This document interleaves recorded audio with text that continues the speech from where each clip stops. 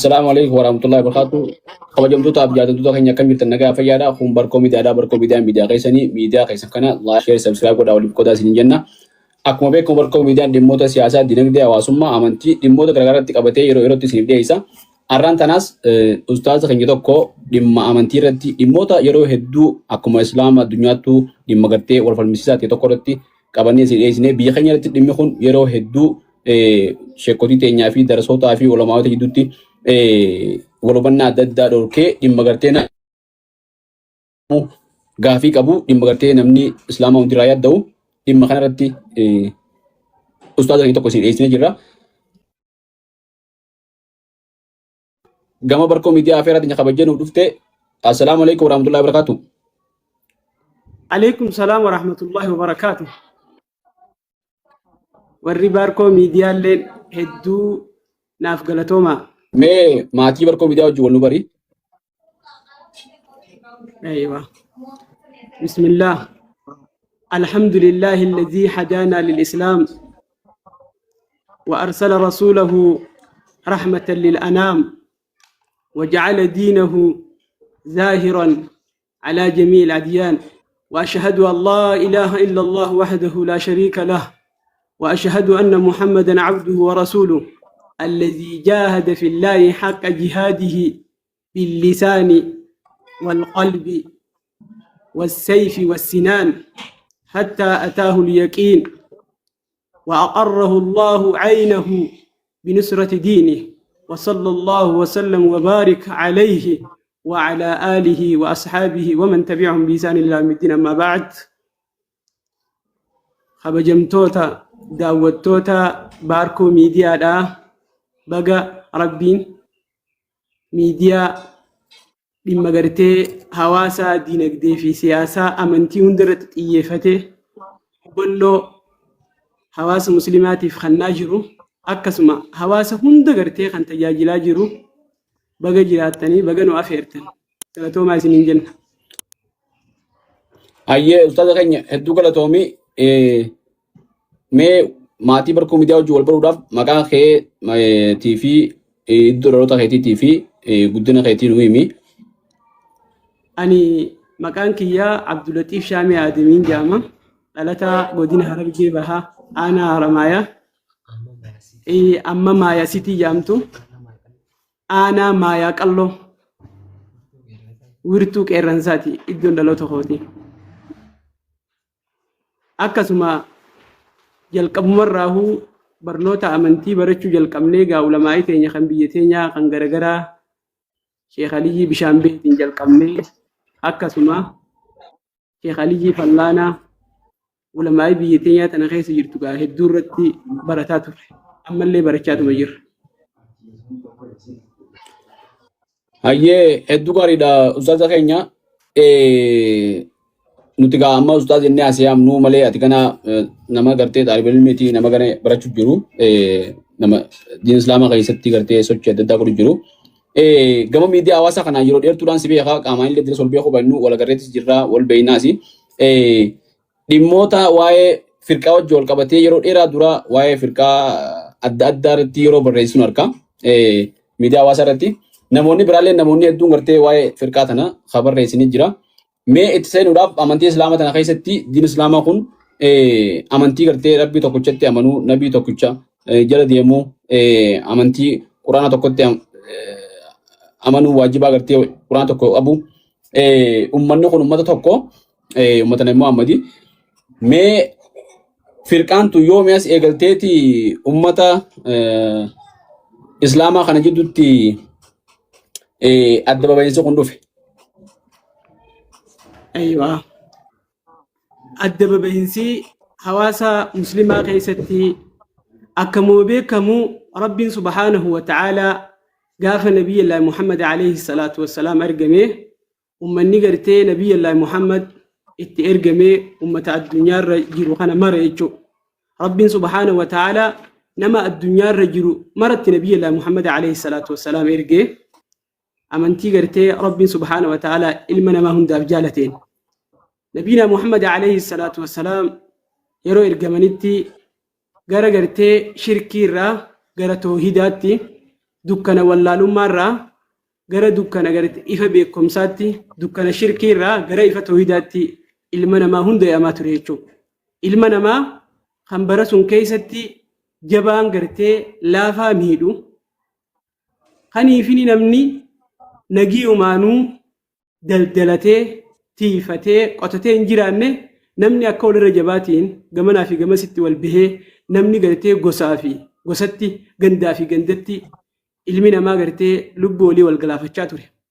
Kana Rabbiin subhaanahu wa ta'aalaa Nabiyyallaahi Muhammad erge jechuudha. Rabbiin Nabiyyallaahi Muhammad amantii dhugaatiin erge. Yeroo Nabiyyallaahi Muhammad alayhi salaatu wassalaam gara amantii islaamaatti gara islaamummaatti nama hunda yaamaa ture. Makkarraa jalqabdee daawaan tawhiidaadhaa hanga gartee hunda wal geesse jechuudha. Hanga sababaa saniif jechallee miidhamanii rakkatanii biyya teenya gartee Itoophiyaatti illee baqatanii achirraa gartee boodarra Madiinaadhaatti ergamaan Rabbii alayhi salaatu wassalaam godaananii boqonnaadhaan islaaminaan tun ergamaan Rabbii alayhi salaatu wassalaam jalqaba irratti yoo xiqqoo booda deebinee daawaa sirriyyaa waggaa 3 godhaa turan jechuudha. Dhoo isaadhaatti namoota khayrii namni kun gartee dhugaadha jaalatan. Isaan kun gartee dhugaaf abboomu namoota isaanirra beeku itti dhiyeenyaan beeku gara islaamummaa yaamaa ture jechuudha. Namni gartee yeroota kana yaamaa ture gara islaaminaa yeroonni kun seenan. Achi booda ergamaan Rabbii alayhi salaatu wassalaam daawaa jaharii jalqaban jechuudha waggaa 3 booda jechuudha. Achirraa Makka keessa waggaa 13 turanii gara Madiinaatti dhufan. Ergamaan Rabbiin hayyamee fi gara Madiinaa godaanan. Madiinaadhaatti gaafa godaanan Rabbiin subhaanahu wa ta'aalaa akkasuma amantii tana keessatti warra isaaniin lole loluuni Rabbiin subhaanahu wa ta'aalaa hayyama godhee fi qabsoo godhaa daawaa godhaa Madiinaadhattis boqonnaa jihaadaa boqonnaa daawaa kana keessa deemaa turan jechuudha. Madiinattis amma boqonnaaleen isaan keessa turan boqonnaa gartee isa Rabbiin subhaanahu wa ta'aalaa warrootan isaan miidhe jechuudha. Isaaniif hayyama godhee isaanillee diinee isaaniin lole jechuudha. Kan nama lolaan isaan jalqabee ofirraa akka ittisan Rabbiin hayyama godhaafi ture jechuudha. Boqonnaaleen kun itti fufe. Achi booda boqonnaa gartee daawaa jalqabee jechuudha ergamaan Rabbii alayhi salaatu wassalaam mootota yeroo sanii daanyota yeroo saniitii fi amiirran xixiqqaalee yeroo san jiran gara islaamummaatti yaamuu jalqabee boqonnaa gartee osoodhuma boqonnaan qabsoo jiruu kan daawaatis jalqabee jechuudha. Kun gartee hamma ergamaan Rabbii jiru guututti fufe jechuudha. Innummaanuu jechuudha. Amantii garagaraa namni garagaraa hundi gara islaamummaadhaatti jiilaan jechuudha gara amantii islaamaa keessa seenaa turan. Islaaminaan akkasiin babal'attee ergamaan Rabbii alayhi salaatu wassalaam eega addunyaarraa deeman ummanni islaamaa yeroo kana isaan hundinuu kaanuu alal aqiidati sahiha aqiidaa sirrii irratti quraanaa fi hadiisa hordofan turan jechuudha. Abu Bakri khaliifaa ta'e radiyallahu ta'ala anhu itti aansee waggaa 2 fi maal booda addunyaarraa deeman. Akkasuma Umar ibn Khattaab itti aanee khaliifaa ta'e waan gartee waggaa 12 fi baatii muraasa ta'uu ergama Rabbiitirraa Abu Bakri irraa khaliifaa ta'e muslimtoota gaggeessaa ture. Bara Umar ibn Khattaab jiru keessatti Umar ibn Khattaab radiyallahu ta'ala anhu akkaan nama diin irratti ciccaa ta'e akkasuma ammaasis nama gartee heeybaa karizmaan isaadhaa jechuudha. Namni hundillee gartee sodaatu jechuudha. Gaafa Umar ibn Khattaab jiran. Eega Umar ibn Khattaab radiyallahu ta'ala anhu Abu Lu'la nama jaamuun gabricha gartee Mughayraa ibn Shu'baadhaa warra gartee Faaris warra gartee achirraa booji'amanii turanii isaaf kenname isaan ajjeefamee booda Usmaan ibn Affaan khaliifaa ta'e radiyallahu ta'ala anhu zamana Usmaan ibn Affaan keessatti bara kana gaa barri gartee adda addummaan dhufuu jalqabde jechuudha. Amma bara Umar ibn Khattaab radiyallahu ta'ala anhu jiru san keessatti biyyoonni akka gartee Iraaqii fi Shaamii fi hundi gartee bilisooman jechuudha. Baroodhuma san keessa ammaas Faaris Iiraan amma jennutun hundinuu bilisooman jechuudha. Yeroo kana amantii islaamaa keessa namoonni garagaraa sabni garagaraa namoonni aadaa garagaraa qaban ka gartee ilaalcha fikiraa garagaraa qaban hundinuu gara gartee islaamummaadhaatti seenan jechuudha. Namoonni amantii garagaraa qaban ka akkasuma yaadni isaaniillee garagaraa aadaan isaanii garagaraa hundi seenuu jalqaban jechuudha. Gaafa kana namninis yaadni duraan gartee bartee hin tahin kan ummanni aadaaf qaban sun hundinuu babal'achuu jalqabe. Bara kana keessatti kitaabban akka ummata falaasifoota akka Yoonaan kanneen kanaa hundinuu gara afaan Arabaatirraa afaan Oromootti illee afaan Arabaatti jechuu hiikamuu jalqaban. Xiqqoon jechuu ilaalchi dhufaa eegalee. Kana keessa amma yaadni addaan babahuudhaa gartee kunis dhufuu jalqabe jechuudha. Gaafa Usmaan ibn Affaan jiran keessatti Usmaan irratti finqilli garagaraa kaa ture jechuudha. Finqilli garagaraa kaa ture. Asirratti waan tokko asirratti hubannu firqaalee Islaamaa tana irra hedduu isiidhaa siyaasaatu dhalche. Gadaameessaa siyaasaa keessaa baate. Akkasuma gariin isiidhaa immoo gadaameessaa warra gartee amantii Islaamaa dhufan ka ilaalcha garagaraa qabaachaa turan yaada isaanii sanii wajjin Islaamummaa fudhatanii yaada gartee Islaaminaa keessatti baratamaan ta'e nama fudhachiisan. Isiidhuma lamaan kan har'aamatti. Gaafa Usmaan ibn Affaan radiyallahu ta'ala anhu khaliifaa turan san keessa gama boodaadhaatti firqaaleen adda addummaan dhufuu jalqabde jechuudha.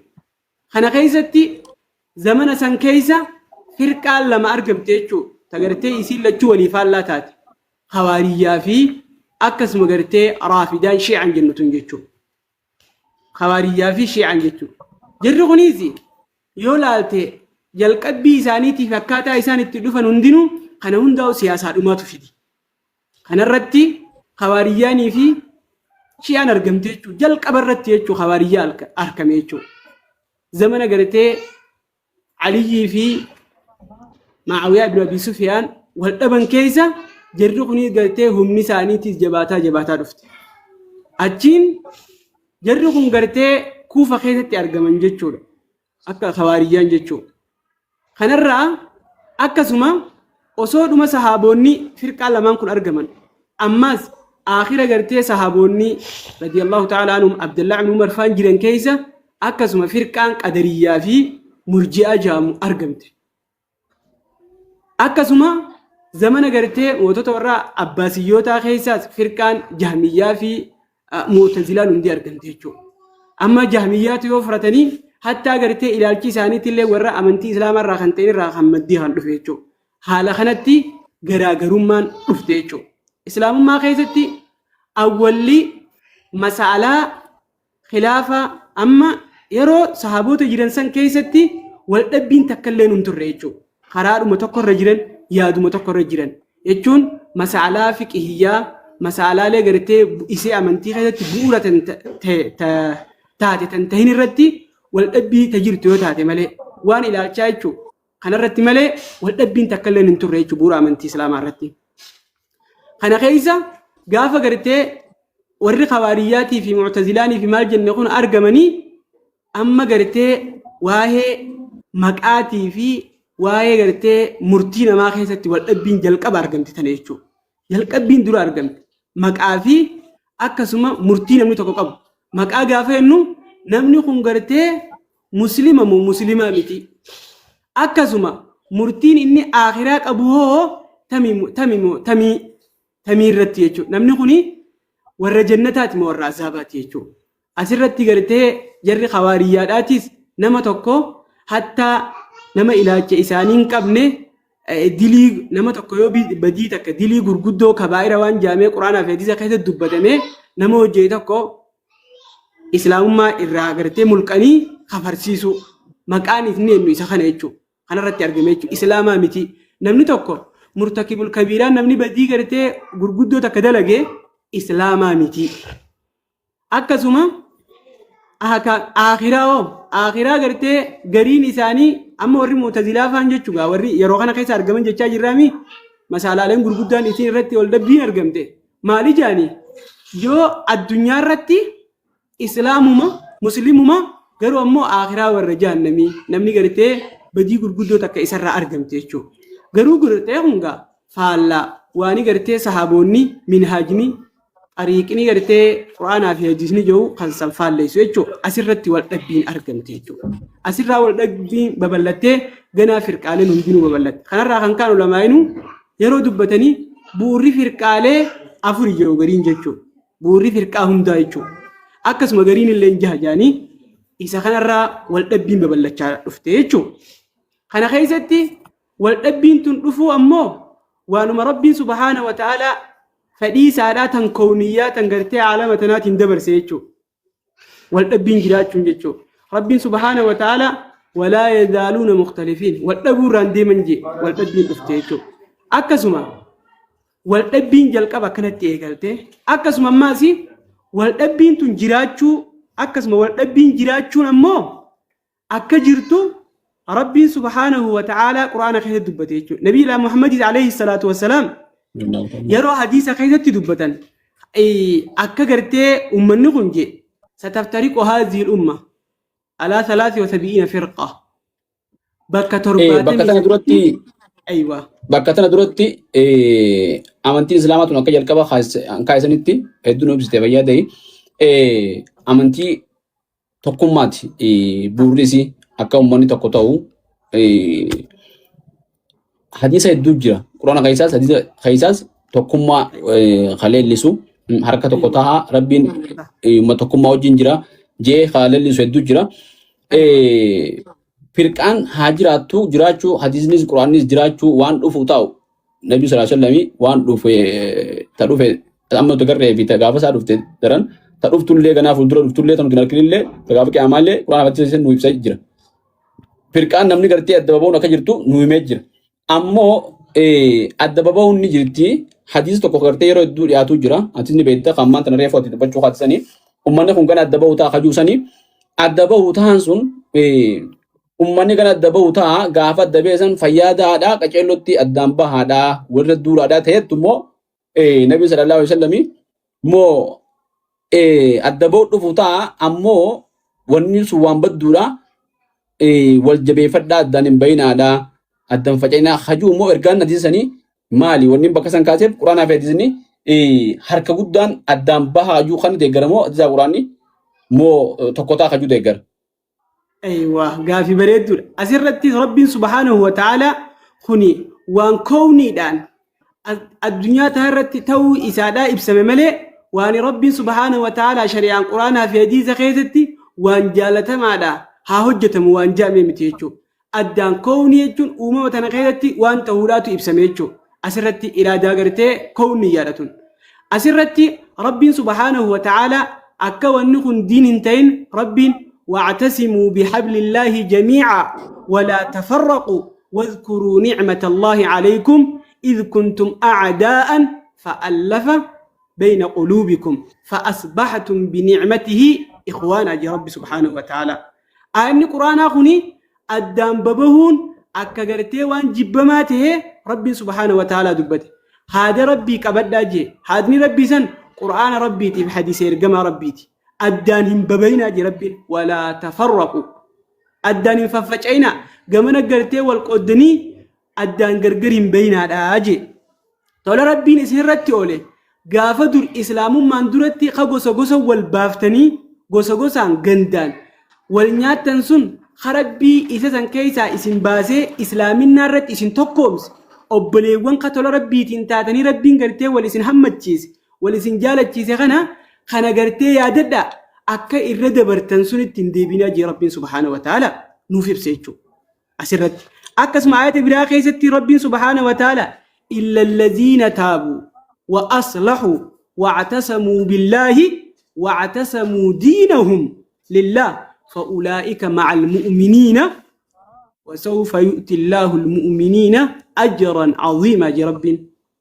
Warri gartee nagaa boote warri jannata argatoo ta'an jee warra rabbitti amananii gama rabbii isaanii tawbaa deebi'anii jee ka hojii gaarii hojjetan kan gartee qur'aana rabbii qabatan jee ka gargar hin bayin ka diin isaanii qabatanii diin irratti tokko tahan jee ormisan mu'mintoota wajjiin tohoodhaa jee rabbiin mu'mintoota warra qur'aana rabbii qabate kan qur'aanaa fi hadiisa qabatee gala deeme ka gargar faca'uu irraa fagaate suni أجري غرغدا رقمن جي أجر عظيمني جنتات إساني في جرجي آياني غرتي قرآن هذا أدام ببهو ربو لإبسيجو أكس مماسيز ولا تكونوا من الذين فرقوا دينهم وكانوا شيعا لست منهم في شيء رب سبحانه وتعالى قرآن خيستي ورّي قرتي والذين فرقوا دينهم ورّي أمنتي ساني خي الدين ساني خيس قرقر بهن خن قرقر فجعان خقرتي دين الرت قرآن في حديث الرت كنتين قرآن في حديث الرت تقوم وسو إن كبن قرقر فجعاني أمة سن أتي إسان الرأي متي إسان اللي نسر الرأي متي جي رب سبحانه وتعالى أدام ببهون أكوان جبماته رب قرآن ساخه الدبته الرئيس أخي كتشيس نقولي يجو خناف دين كي أدام ببهون وانت تنما يعمل لين هنجرو يجو فيانا هدوغلا تومي أكبريت الدنوبابته قرآن في ديزني تقطها أبولينتها والكبدا ورد دوبي وجين أدام ببينا خنا جريت شو نجوم نبص الأمر راوني جمو تقوم التيامو تقطه ودمله أدبابو تنا لليسون وان قرآن في ذي يصير توم تيجو أيوة فيانا داي بودر رامو دينيا كانت أما وانتوتا أما أنت نقول لتام وانتوتا يرو دينيا كان أركو جرو الدورة فرقة ددا جرا أكما تو خابته فرقة كوسد ددا جرا بودا كان رامو فرقة أدبابو تنا لليفتون أركا سياد دنوبا سوان سني أن نموت كرتة كسي بيتين يا كيسات بيجاتين يالاس أفان دداتين ولما يبقى ددا جرتو درسوتي بقى ددا جرتو تا أمتا هنداوجي ولا كاتني وجنجراتشون سري متي ورّي حقاتي ورّي باطلا وجنتاهو خبابو كمنا إنّاوا مقالي خباب بافتشو كمنا جئ ورّا أمانو جرنا فكات مي أكا إسلاماتي مكان قرتي قرانا كسيت خنّاميس مسلمة مت إسلامة خنافي مكان سنيس مكان برا خباس نيس دوجرا مي واي فرقة سلفية جامتورا نعرفنو بوري سيدا أكم يوم انديفمته أنيو انديفمته خايو في خروريسيو مالي وانجو غاغوتو تيغرتي وان كان سيتورت اكسبرتي دا جيسون تين بوال مربي سبي سرا نيمتا وانين سلفيا خبطي امف مقالة سلفيا جني فيامون نجرت مونجرتو نوغا اجندا تي نمني رت کرتے والمرمو اگر نجرت مونجرتو جے barbaachisummaan isaa maal ta'eeti ni jirti fi injirtuu irratti namni qabachuun dhufte ta'eetuu fi fakkeenyaaf maqaa ati Abdulatii fi Abdulatii baafachuun ni jirti moo injirtuu waan gartee gaafii ta'uu miti maqaa wanti itti gartee ammoo uummanni musliimaa maqaa qophaatiin biyyaamuu qaban ta'eetu tana quraanaa fi ajjina kun tokko ta'aa jaa isaa maqaa qophatti irraa baafadhaa jechuun tun isaa dhufte ta'eetuu fi si gaafate. Mee hundeeffama isii irraa eegaliiti firqaan salafiyyaa eessatti hundeeffamtee yoom hundeeffamtee eenyuun hundeeffamte?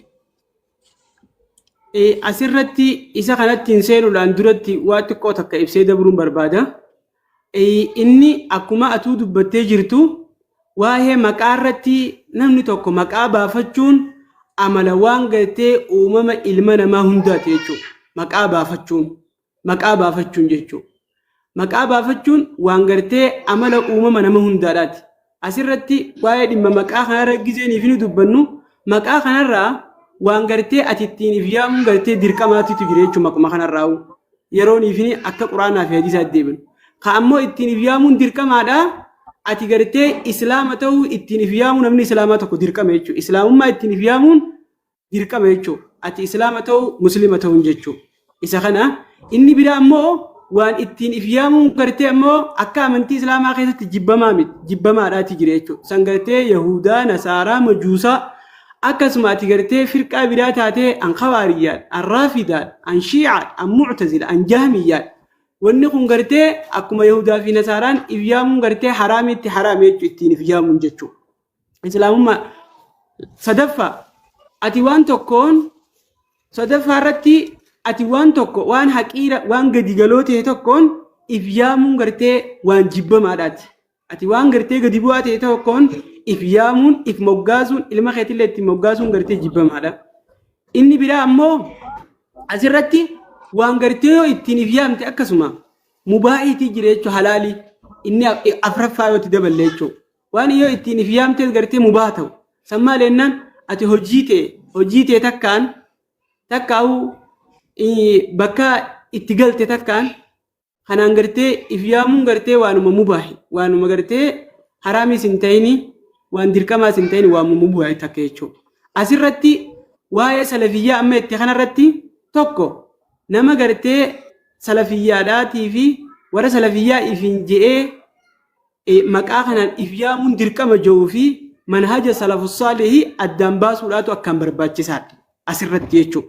Asirratti maqaa kanaa fi warra gartee an salafiyya jiru kanaa fi akkasuma manhaja salafaa isa sirree ta'e san addaan baasuun akkaan barbaachisaadha. Asirratti ammaani namni tokko waa'ee dhimma maqaa keessatti akkuma amma dubbanne kana jechuudha. Inni waa'ee salafiyyaa asirra jennu irratti waan tokko jalqaba irra beekuu qabna. Salafa jechi jiru kuni jecha gartee dabri jechi jiru tokko irraa fuudhame jechuudha. Akka afaan Arabaatti jechuudha. Akkasuma namni tokko amma namni maatii keetii irraa si dura dabre akka luqaadhaatti salafa jedhama. Namni gartee amma akaakoon kee anis gartee ammaan tana akaakoon kiyya Aadam jechuudha. Anaaf gartee salafa. Ani gartee khalafa isa faanaan dhufe jechuudha akka luqaadhaatti. Yeroo deebinu ammoo akka istilaaha ulamaa'ii irratti salafa gizee jaani nama tokko nama gartee salafus saalihii akka istilaaha shari'aa gartee ulamaa'idhaatti nama salafus saalihii hordofu jechuudha. Eenyu sahaabota warra gartee dabran sun jechuudha. Nama hordofu jechuudha. Warra dabran san warra hordofu jechuudha. Namni tokko amma Rabbiin subhaanahu wa ta'aalaa Qur'aana isaa keessatti nama nuti gartee fakkeenya isa godhannu jalqaba ibsee gaafii ati keetii deebi'uudhaaf waan jalqaba ibsuu qabu jira waan ta'eef waa'ee salafaa irratti. Salafni akkuma amma dubbannee dabarsine kana jechuudha. Akka luqaadhaatti nama si dura dabre abbootii keetirraa. Kanarraa Rabbiin subhaanahu wa ta'aalaa Qur'aana keessatti Nabiyyallaahi Muhammad alayhi salaatu wassalaam akka fakkeenya godhannee karaa inni irra deemuun akka nu milkeessitu Rabbiin subhaanahu wa ta'aalaa dubbate jechuudha.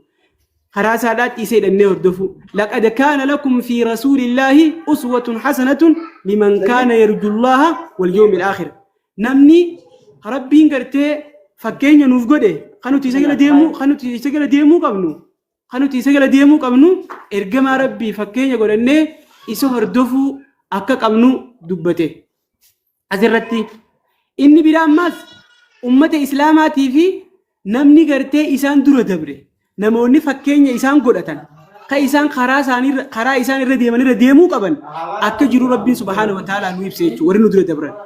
Sun maal jennaan rabbiin subhaanahu wa ta'aalaa quraana keessa maal jedhe as-saabiquuna al-awwaluun min al-muhaajiriin wal-ansaar والذين اتبعوهم بإحسان رضي الله عنهم ورضوا عنه. أكسم ربين أكما نبي الله محمد فكين يقول أنه تيستي لأنه عليه الصلاة والسلام ديمو كمنه أمة إسلاما خناف والرئيسان درو دبره سابقتوتا جرجي ورقر إسلامنا تنات إسان درو دبريتو جراف جي أمة مسلماتيف مهاجرتوتا في أنصار الراختان جيتشو أكسما والذين اتبعوهم بإحسان والرقرتي خير رتي تلتو رت إسلامنا هجي جيرو خير خراساني وردف أمة سنقرتي ربي سبحانه وتعالى إسان الرجالتي إسان اللين قرتي ربي الرجالة نجي أما كان جتون صحابوني نوف قرتي سلفا نما نوتي قرتي هدي إساني خرا إسان الرديمو قبنو كتي إبسيتشو أكسما ربي سبحانه وتعالى نوتي ورّي أمو خرا سلف الصالح خرا قرتي صحابوتا سنرى مقون جلنا أكته دبا أكته ربي سبحانه وتعالى قرآن خيثت نوفي بسياماسيس سمالجي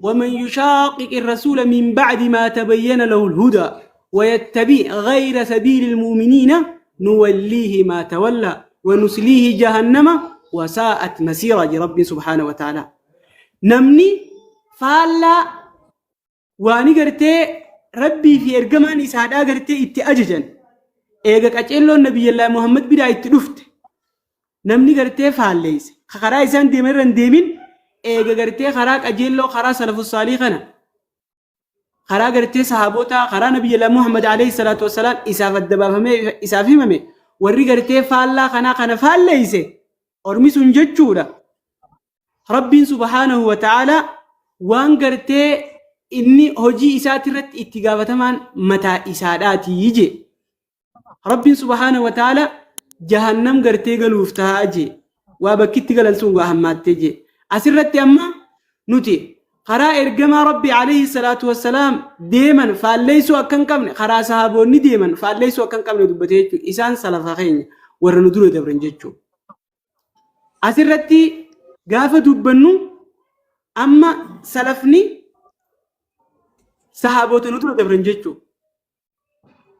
ور سلفا جدي جان جرسن الرتي دبتم أكما رسول عليه الصلاة والسلام سلفني جارا سدين تجعلوا سنقير جمال ربي خير القرون قرني ثم الذين يلونهم ثم الذين يلونهم والرجال سنجتشو الرجال أنقرتيدا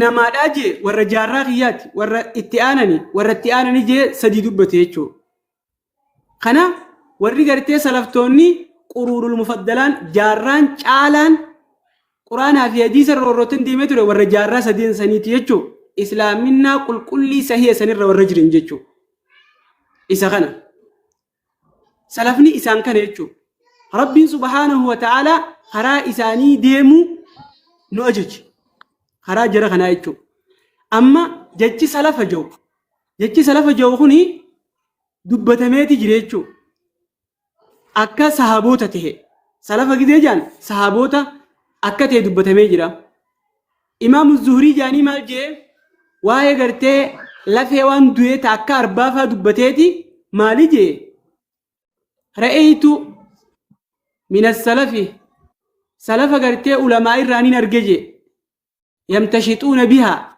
خيسيد أن التفلة نين أركجي لفي أربافا دان تكا أو لفي وان دويت أكا وايت آرما سيداتي في اتفايدمو سيدا جزي يبسو سلف الرا ورغرتي لفي أربافا خاكنا متا غرتي فلاتون أرجي خنا مالي في الرادو بدينان جتشي سلف جوخوني جروتا خنارات دبتمون إسادا وانجروا يجور إبسوا لافي يجور خنا مالي اللي غرتي رشيد بن سعد جاني أما إمام الزورين دبني خسلفة واي سلفة دبتي خوني ورغرتي تابعتي بيخي أكسما رشيد بن سعد جاني أكسما ور سلفات الرأيجو واي فردا دبتيتي لأن السلف يحبونها سلفوني نجالة نجي إننا ور تابعتي صحابوتا إبسوا لافا كسجيجو أكسما بخاري لين باب اتخايتي باب ما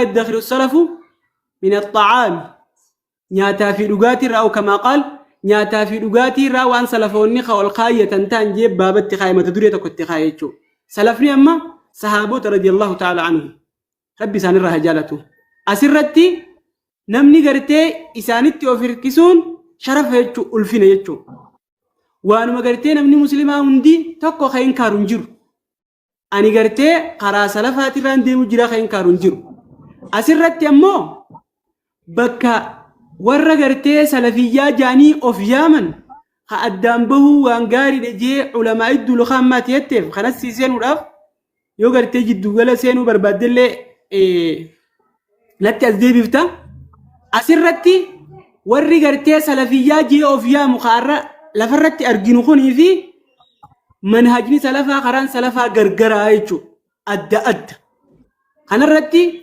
علماء إسلام هدوتو دبتني دبرن يو أما فرتي جتة غرتي سلف جان نمت إسلاما تقرتي وان قرآن نم مسلمات تقرتي وان قرآن في حديث هردفون أتي غرتي مقا سلفية جي أوفيان يوسن انتين إسلام ما سري رهنجرتو النجان وان أمنتي إسلاما خيات النفين سنغرتي عبودي الرتيس أنا أما واني مسلمة هي قرآن في حديث هردفون ربي سبحانه وتعالى يوم مسلمة جي في يامس وانين قرآن في حديث رجل قراء صحابوتا هردفا جرون أني قرتي مسلمة مقاسا وفي يامو باتول لي واني ميدان تكالي نرغي سنجرتو يجو خاما كانتي اتين وفي يامو واجب ديركا مجانكوني غرينتون غري قرتي خبات يجو أكاتا غافم خاتي في مال خاتي في خاجو سيداوان جاني خاتي دي بنو تها يجو أسرتي Edduun agala toomi yoo fitatte siduu sena jeeti waan bareeddudha salafaa fi salafiyyaa gartee ammaan tana maqaa firqaatii fi ammoo maqaa warra dabrettiin ibsinu kan adda baafannee beekuun barbaachisaa jechuudha karaan jala deemnu wanni qabxii godhannee irraa dubbachuu qabnu ummataaf isa adda baasuu qabnu waan kana namni gartee salafiyyaa guujan yookaan salafa jaan maquma kana laalee manni keenya hedduun gartee nama diin baratee adda baafate yoo taate malee maqaa karaa warra dabreetti warra hordofu nuti maqaa sanii inni boonnaa gujettu dhugaa see gama san filata amma mataadhaa fi maqaadhaan naa baafta mataadhaa fi maqaa salafiyyaa tana mataan taana moo maqaan taana bakka tanaan adda barbaadi. Salafiyyaa ta'uu maqaadhaan immoo ummataadhaanii bakka tana yoo adda baafanne malee fakkeenyaaf warrummaan silaa ifiifuu salafa nuuf salafaa sanuu salafa jennee kabajaa mannatti hin fakkaatu. Nuuf salafa malee isaan ifi isaaniitiif salafaa miti isaaniif jechuudha. Nuti maqaa salafa innee fi yaamne yoo jenne isaan sunuu salafa innee fi jaanii fi yaamne maqaa isaan of yaamanii fi yaamu jirre jechuudha. Isaan muslima jennee fi yaamanii nuti muslima innee of yaamne wanni badu hin jirtu jechuudha bakka tanatti akka hubannaa kiyyaa kana yoo taate. Kanaaf salafa ta'uun kun salafiyyaa ta'uun kun maqaadhaan immoo mataadhaanii maqaadhaan immoo gunjuu sififti jetti yaada ifi yaamteetuma waan feete dalaydamoo moo maqaan kee muslima ta'ee hojiidhaan waan warri salafaa sun dalage dalaydaa ta'ettuun barbaade. Asirratti akkuma ati ibsite salafiyyaa wanti gartee namni tokko ta'uun hojiidhaan ta'a malee maqaadhaan hin ta'u. Kuni gartee waanuma ulamaa'in teenya tabiyyee teenyaatilleen Sheekh Muusaa Su'aalaa ulamaa'in teenya hundilleen Sheekh Adam Tuulaa rahmatullahi ta'ala alayhi waa'ee dhimma garee gaafa gartee salafiyya jaanii addatti warra ifyaamu kun jechuudha. Islaamarraa of achi baasee namoota biraa gartee maqaa ikhwaana joo hunda itti laxxafee warra bidaati jechuun kanarratti gaafa dubbatan waanuma gartee ibsan jechuudha. Kunis asirratti akka namni tokko yoo maqaan hojiidhaan akka ta'u wanni ibsu namoonnummaan fakkeenyaaf waa'ee kanarratti nuti akkas taatu malee kun salafiyyan jiru kunuu waan takkataniifinidha. Isaanummaan mataan isaanii kitaabban isaanii keessatti dubbatantu jira jechuudha. Sammaal yennaan namni tokko amma isaanirraa warra ittiin ifyaami jiru kuni warra ittiin ifyaamuun dirqama jiru warra gartee karaarraa baasuu jira jechuudha. Isaan san ifiifuu mubtadi'aadha. Akkamitti maqaa kanaan ifyaamuun dirqama jaa ati amma hojii keetiin ifyaamuun yoo feetees ifyaamtaan yoo feetees ni dhiibtati wayi dirqama.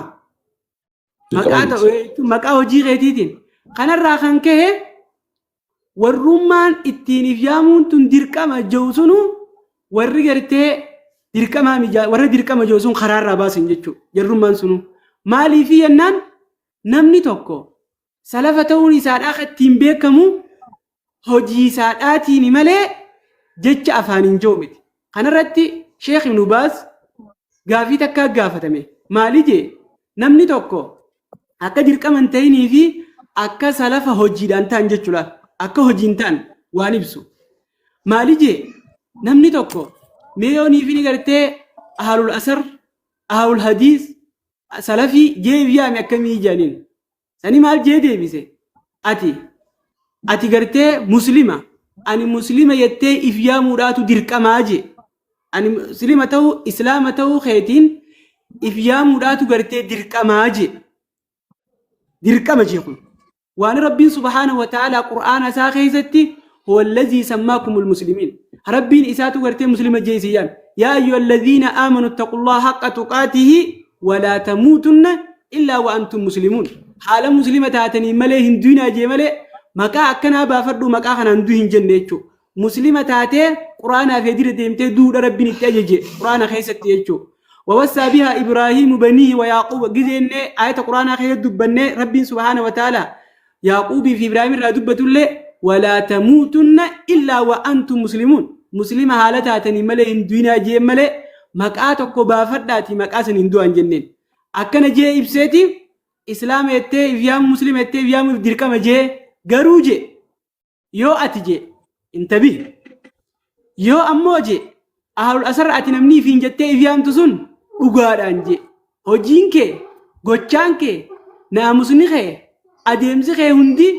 yoo dhugaadhaan akka jara saniiti ammoo laabaas rakkoon qabu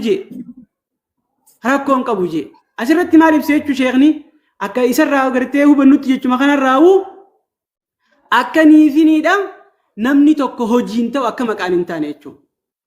Asirratti si ibsuudhaaf warri amma nuti salafiidha jee namoota kaan ana salafiyyuun jee namoota kaan gartee karaarraa baasu kuni haqiiqaa yoo fudhatte hojii fi maarree bichaa akka gartee ulamaa'in ibsan kanatti hojiidhaan tahi waan jaanii dubbatan kanarratti kanarraa maquu isaanii waan ibsurraa namni tokko faajirri faasiqni kasalaati ergaraate ana salafiyyuun yoo jee ka'ee nama ana salafiyyuun jeessa yoo faarse akka nama biraa ka akkana jee if hin yaamne hagartee maqaa kanaan if yaamuun dirqamaan angartee hojiidhaaniin salafa jiru sun namoota akkas jaanii deeman san kasalaata rabbi yeroo irratti eetifatu ka quraana rabbi qara'u ka halkan leelii dhaabbatu abaaraniiti nama gartee ammaqaadhaaf ana salafiyyuun jee ka ammoo nama akkas jee faarse isaaf harkatume suni nama gartee multazimee godhan nama gartee nama diin godhanii faarsan jechuudha. Kanaafi isaanii fi salafni gargara jechuudha. Warra akkas jee if yaamu san if yaamee ulamaa'ii daa'ilee islaamaa irratti bobboosunii fi manhajni salafus saalii karaan hordofuu qabna inni kun wal addaa jechuudha. Hedduu gaariidha. Fayyaada'ii bakka takka irratti amma gartee salafiyyaan hojiidhaan immoo maqaadhaan immoo mataadhaan waan jiru adda baafanne salafiyyaa jechuun hojiitee salafa si godha amma fakkeenyaaf ogeesseeraa ta'an ogeesseeraa ta'uu hiyyeeyyoon itti rifiyaame homaati miti kun waan dalagaa xiyyaati waan dalagu garte yoo ammoo hojiitee san mul'attee namni gartee siyaamellee homaati miti ammoo dirqama gartee akkasitti rifiyaamaa akkasitti nayaamaan akkasitti wal yaamaan tun yaaminsuma qofa taati maqaadhaan malee mataa miti jechuu dalagaa miti kan harku jiranutis yeroo namni gartee xixiqqaan ammaan tana koofiyyaa uffachuu eegale kun ulama umamata meeqa barsiisu jirtu ulama kitaaba meeqa barreessite maal beekanni yeni arrabsan agarra kitaaba mutiikaa risaalaa gartee bakka daddaati barreeffamte dubbisanii jechuudha. Kanaaf hojiidhaan ta'uu adda baafanne mee gama hundeeffama firqaa salafiyyaatti haa deebinu hundeeffama isitti. Bu'uurri kun eessarraa ka'ee waan jiru maaliif firqaalee biraallee hedduu akkasumatti kitaabni aqidaa hedduu jira haddaba baasu. Salafiyyaa tana wanni adda baasuuf wanni namallee asirratti dubbachuu barbaadeef namni gartee viidiyoo kana daawwatullee wanni adda baafachuu qabu. Uummata keenya jidduutti amantii sirriitii fi amantii sirriin ta'in godhanii uummata keenya jidduu dhiyeessanii masgida keessatti namni walitti bu'uu masgida keessatti wal jibbuu sheekotiin bakka muwaadiraa bakka daawwaa adda addaatti dhimma kana ajandaa godhattee kanaan sheeka balu garee ijaaratee abaluu jibbuu sheeka balu garee ijaaratee abaluu jibbuu darasaa fi shayini isaa sheekaa fi shayini kun darasaa ta'anii fi darasaan ta'an waliin bu'iinsaatu uummata keessatti buufamuu mul'ata jechuudha. Waliin bu'iinsa kana lafarra jiru daran miidiyaa hawaasaa kanarratti warroota maqaa gartee asalafii jeniif dura akka taphatanii ulamaa'uu guddaa xiqqaa hunda xiqqeessanii jira. Warra immoo nama biraa nama kaafira yookaan nama biraa gartee amantii biraa qabu numaa hin tuqne jechuudha kabajaa. Warra immoo ulamaa tana irraan kaatiin akka fedhetti tuquu jira jechuudha. Sodaa takka malee naamusa isaanii hunda tuqu jechuudha. Kanaaf hundeeffamni isii eessarraa as kaatee kaayyoon si yoo maali waan jiru akka dhaan dubbattuun fedha. Ayiwa. Asirratti gaafii ati gaafatte kana seenuudhaan duratti jecha tokko jechi Useymiin viidiyoo isaadhaatiin fi hedduutu jira jechuudha. Waa'ee kana kitaaba isaa sharii arba'iinaa keessatti dubbate. Akkasuma Sheekh Musaalleen kitaaba isaa tokko keessatti dubbatee jira jechuudha. Kashfu niqaab kan jiru keessatti. Useymiin maali jee achi keessatti akkuma gaaf duraanii zamana dabre jechuudha. Akkuma zamana dabre hadiisa Irbaad ibn Saariyaadhaa agartee sunnaa ergamaa Rabbi alayhi salaatu wasalaam qabadhaa qarrifaadhaan irratti ciniinaa jiru yeroo dubbatu sharii ibsa hadiisa sanii irratti dubbate. Maali jee Useymiiniin akkuma gaaf dur zamana dabre keessatti firqaan gartee Jahmiyyaan, Mu'tazilaan, Xawaariyyaan akkuma argamte zamana kana keessallee garee garagaraatiitu jira jee. Asirratti akka garee ta'anii akka ulamaa'ii mu'tabar taate zamanuma kanaa'u ibsanii jiran jechuudha. Warra gartee garee salafiyyaa itti eeyyamtuhan. Garee tana uummanni gariin ulamaa irraa himattuu salafiyyaa ja'an jechuudha adiicayaa salafiyyaa. Gariin ammoo madaakhilaa ja'anii yaaman jechuudha. Kun ka gartee itti seennu gana. Asirratti yoo niif ni fudhatte Useymiiniin jecha Useymiyyoo xumuru akkuma gartee firqaan gareen ikhwaana jettee if yaamtu akkuma argamte tabliiga jettee akkuma argamte tabliiga gideen warra da'awaadhaa warra gartee distii fudhatanii deddeeman kana jechuudha. Akkasuma ammas salafiyyoota warra ja'antu argamee je Useymiinitu je amma isaan beeki asirratti jecha Useymiin kana gartee dhagahuun jaalatan jecha kana jechuudha. Osoo isaaniif ta'e ni dhabamsiisu akka namni arginerraa garuu ammoo hafee jira kana malees gartee jechi isaadhaa viidiyoo isaa keessatti akka garee tan hin ta'in akka uummata kanarraa taasisu godhu ifaan ifatti jira jechuudha. Dhaga'uullee hin jaalatan isaan jechuun gartee waan akkaan isaan dha'u waan isaan dhaga'uu hin jaalannirraa garuu takkaa irratti hin qeeqe garuu zamana kana warra gartee hizbii salafii jawsan Useymiin eeysaa bide isaan sun eeysatti gaafa hundeeffaman jaanii irraa dubbachuu eegalan jechuu zamana kana jechuu namni gartee ittiin isaan raddii irra godhu heddummaannaan Useymiin asirratti akkana jee ati gareelee tana hundaa'u gareelee gartee firqaa adda addaa Jahmiyyaa Mu'tazilaa warra Tabliiqaa warra Ikhwaana Salafii warra jaaniif yaaman kana hundaa'u khallihim bitaa keetii dhiisi jee bitaa keetii dhiisi quraanaa fi hadiisa waan ergamaan rabbii alayhi salaatu wasalaam irra jiru irra deemje isaan kanaas moggod dhiisi jee isaanumaa gartee bitaa keetii irra dhiisi jee gama fuulduraatti quraanaa fi hadiisa irra deemii jee garuu jee manhaja salafus saalih nama muslimaa hunda irratti manhaja salafus saalih hordofuun dirqama jee karaa sahaabootaa garuu dirqama jee karaa isaanii hordofuun garuu ammoo warri gartee hizbiin salafiyyaa ofiin jiru kunis akkuma firqaalee biraati jee akkuma firqaa biraati jee hojii isaa keessatti wal dhabbii keessatti yoonillee isaan irra wayyaatan jechuun waa'ee minhajaa waa'ee aqiidaa keessatti yoo isaan sanii wajjin irra wayyaatan adda addummaa qabaatanillee isaan wal dhabuu keessatti karaa irraa maquu keessatti akkuma firqaalee biraati jee jechuudha asirratti. Akka isaan garee ta'an ibsa jechuudha. Ati gartee hizbii kanaas firraa dhiisi jettuun gareedha jee. Hizbii salafii ifiin jee garee. Ati gartee quraanaa fi hadiisa irra deem jee. Inni tokko kana jechuu hawwatamuu qabu. Isa gaafa hundeeffamtee fi eenyutu hundeesse waan jettuu fi amma yoo laalte namni hundi jecha gartee salafii jiru kana isaanirra fayyadamuurra himattuu salafiyyaa jaanii warra hordofu malees kaan gartee madaakilaa jaanii yaaman jechuudha. Eessarraa madaakilaa jaamee yaamamee yoo jaame akkuma beekamu bara 1991 yoo isaanillee gaafa sun hin hundummeeffamne hizbiin akkana jaamu hin jiru jaanillee kun gartee waan ifaa ifatti jiru jechuudha.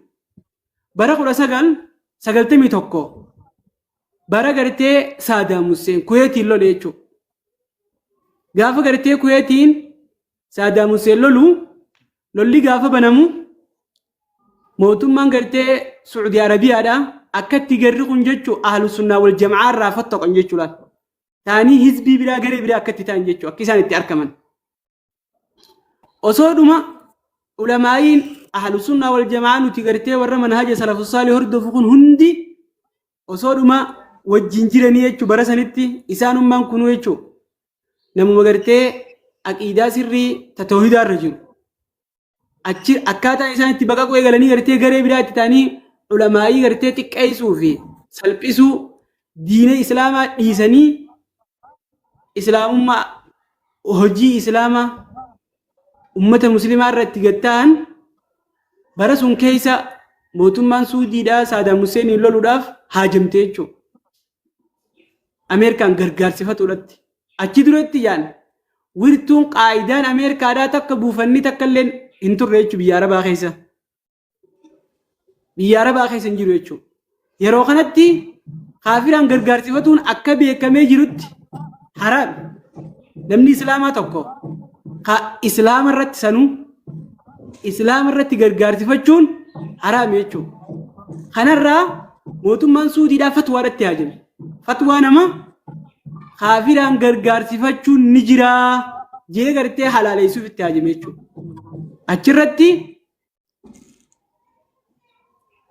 namni gartee har'a addunyaa irraa deeme yoo insaafaaf hadiisa ni barsiisa. Rabii ibn Haadi al-Madkhalii jechuudha. Sheekh Rabii ibn Haadi al-Madkhaliin kitaaba tokko maxxanse jechuudha. Kitaabni inni maxxanse kaafiraan gargaarsifachuun baqqa'uu roorroo warra gartee mulhidoota rabbiin hin jiru jedhu sanirratti gargaarsifachuun inni ta'a jechuu maxxanse jechuudha. Gaafa kana ulamaa'i islaamaa irraa warri jiran hundi morman jechuudha. Warri jiran hunda fatwaa tana keessatti Sheekh Muhammad Amaan Aljaamii illeen warra gaafa san fatwaa san bakka isirraayi Sheekhni gartee nama biyya teenyaati caalima aqiidaa keessatti waa hunda keessatti naawii fi hunda keessatti illee Rabii ibn Haadi al-Madkhaliin kitaaba kana kaa'e jechuudha. Sheekh Rabii ibn Haadi al-Madkhaliin yeroo kana amma ulamaa'i irraa hedduun isaanii morman. Ulamaa'i mormuu isaanii Sheekh Albaanii rahimahullah aqiidaa keessatti namni gartee baaxisa ta'e ulamaa'ota irraa nama tokko jechuudha.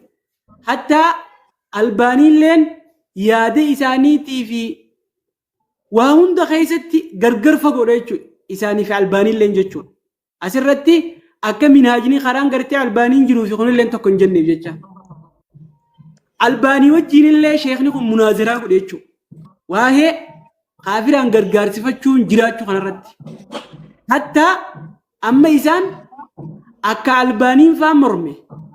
Sheekh Rabii ibn Haadi al-Madkhaliin gartee Sheekh Albaanii wajjin akka waa'ee kanarratti mormee irratti raddii godhee jiru isaan gartee nilleen dubbatan dubbachuullee fedhan akka namni dhaga'ullee fedhan. Kanarratti sa'aa lamaa olii jirate isaa wajjin haasawan. Yoo haasawa san dhaggeeffatte ajaa'iba irraa garte jechuudha. Asirratti maal jeen Imaam Albaaniin akkamitti ati kaafiraan islaama irratti gargaarsifachuun ni jira jee akkamii baqqaasiftaa jeen jechuudha.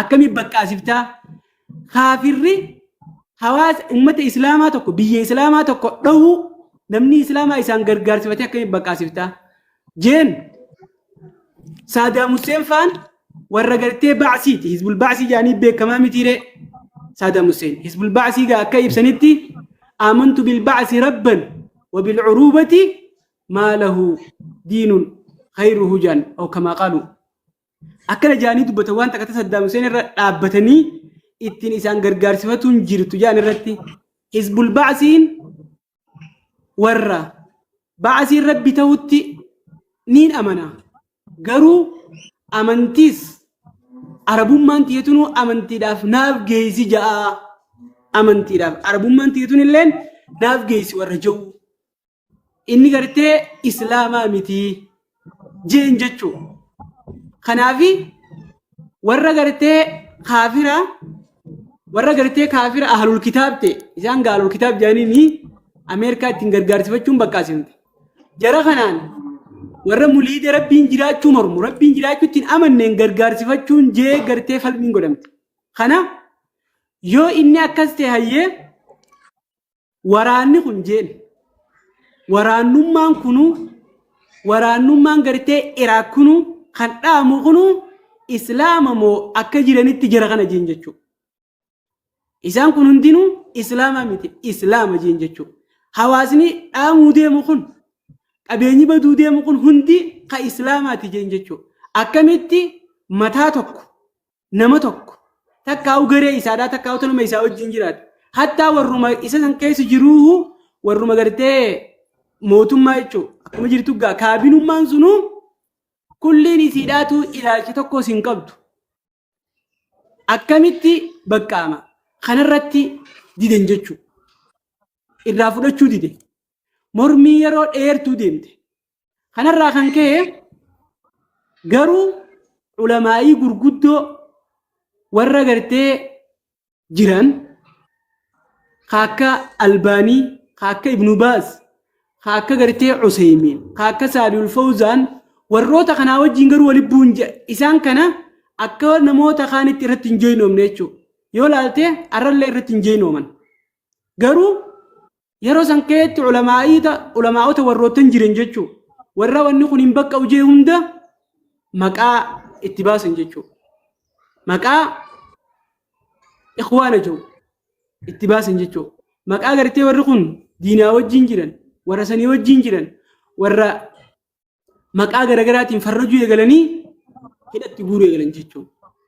Eega gaafa sanirraa ulamaa'ii jalqaban. Eega gaafasirraa du'aata islaamaa hunda farrajuu jalqaban hanga arraatti addunyaa tanarratti ulamaa'ii islaamaa daa'ii islaamaa warra gara amantiidhaan nama yaaman warra miliyoonaan nama amansiisan kana hundi tokkoon isaanii ka isaan jalaa nagaa bee hin jiru jechuudha. Achirraa hundaawanii achirraa bakkayyuu tamsaanii bakkayyuu wal ga'an jechuudha. Yoo laalte minhaajni isaanii kun yoo dheereessuu baadheef haariya ta'uu isaadha. Gaafa bakka tokko namni ilaalcha isaanii san qabu dhaqee arra bakka akkasii gartee salafiyyummaan geesse biyya akkasii geesse magaalaa akkasii geesse jaan jechuudha. Mee namoonni kun achi duratti diin hin qabu biyyuma ta'e tana keessattuu akkasii ture. Amma gaafuma san gizee jalqabdu gizee achirraa kaatee namoonni gartee Aljeeriyaa tahan isaanirra baratan jechuudha. Gaafa Aljeeriyaa dhaqu daawaan salafiyyummaan Aljeeriyaa dheeyte namoonni kun beekigaa namuma duraanuu aqiidaa ahlusunnaa wal jamaa minhaaja salafus saalih hordofu kana malee inni garee biraatirraa takkaa'u gartee firqaa biraarraa nama jee fudhatee ni beeki. Namuma ilaalcha isaanii kana fudhatee magaalaa akkasii geesse akkas geesse ganaadha intishaara gooti jaanii himan jechuudha. Akkuma isaanuu amma isaan gaafa waan tokko ibsan gizee namni tokko karaa sirrii kana dhufe jaan aha ati duraan gartee nama kana islaamummaa irraa baasaa jirta namaan jaan garuu ammoo isaanummaanuu bakka akkanaa geesse bakka akkasii geesse ka akkanaa fudhate magaalaa akkasii geesse jaanii osoo dhuma jaanii bakka yoo wal geesse jechuudha. Jalqabni siidhaa achirraa jalqaba. Hedduu gaariidha. Amma akka nu himtetti gaafa gartee Iraaq Kuwait weeraruu kaatee Saudi Arabiyaan ammoo ofiifis fira sodaattee lola san gartee gamoo keetiin gargaaruudhaaf eegumsa isiiti jecha waraanni Ameerikaadhaa buufata Suudii keessa akka qabaatu barbaaddee jechuudha. Humna waraanaa san barbaaddee fatwaa ulamaa irraa barbaaddee jechuudha. Fatwaa jechuun gaammaan tana an akka yaada kiyyaatti fatwaa jechuun waan dirqama namni yaada deemu dirqamuu miti. Nama yaada kiyyatti hin baanaa beekadhu. Fatwaa jechuun yaada sheetichisa yookaan ulamaayin takka hadiisaa waraanarra dhaabbattee yookaan ammoo ragaa walitti guurattee kannitu. Waan san gaafa haalli sun jijjiirametti yookaan bakka biraatti waan san hojii ooluu dandeessu. Haala yeroo saniitiif yoo dirqamanii gartee fatwaa san godhanillee. Sheenni keenya Maamud Amaan Aljaamii illeen jaamiyaadha moo janillee namni wanta salafiyyaa tana yaamullee ni jira takka takka gua online afaan ilaallu ni agarra. Akkuma rabbiin namoota godhuu isaan jechuun doonii jiranii. Sheekotii amma maqaan haadha itti Albaanii fi Useyminii fi Ibnu Baazii fi sheekotii kana hunda jarri kun ittiin gufatan ta'a. Waan gartee salafiyyaa kenniif yaamuun ni jirti tan isaan ittiin deeggarree fi ammoo shayni tokko kan isaan lafan keenya Sheekh Fawzaanii Saalal Fawzaan rabbi umraa dheeressu isa lafan kaan hedduu waan dirqama jenna fakkaata fi yaamuun tuni bakka tanarratti fatwaan isaan gaafa san godha sun fatwaa siyaasaati moo fatwaa diini bakka tanaan dabaafachuu barbaadan. Bakka tanattiin si deebi'a. Bakka waa'ee Saalal Fawzaan jette irratti yoonii fi jechoota isaa ilaalte yeroo hunda jechoonni isaa ka dirqamaa miti namni tokko hojiidhaan malee yoo hojiidhaan karaa sanirra jiraate namni tokko yoo itti firkise laa ba'asa biija. Yoo ilaalte jechoonni isaadhaa fatwaan isaadhaa tawaa'ee isaanirra gaafatamee isaanirratti raddii gootu hojii isaanii inni naqdii godhu qeequ tasirri akkan taane ibsus hizaaban qabdu. Inuma hizaaban qabdu. Yooni finneen amma hattaa isaanirratti raddii taatu hizaaban qabdu. Fakkeenya yoo sii kaasee gaafii wayii gaafatame. Mee biyya Awurooppaa keessatti biyya gartee muslimni jiru tana keessatti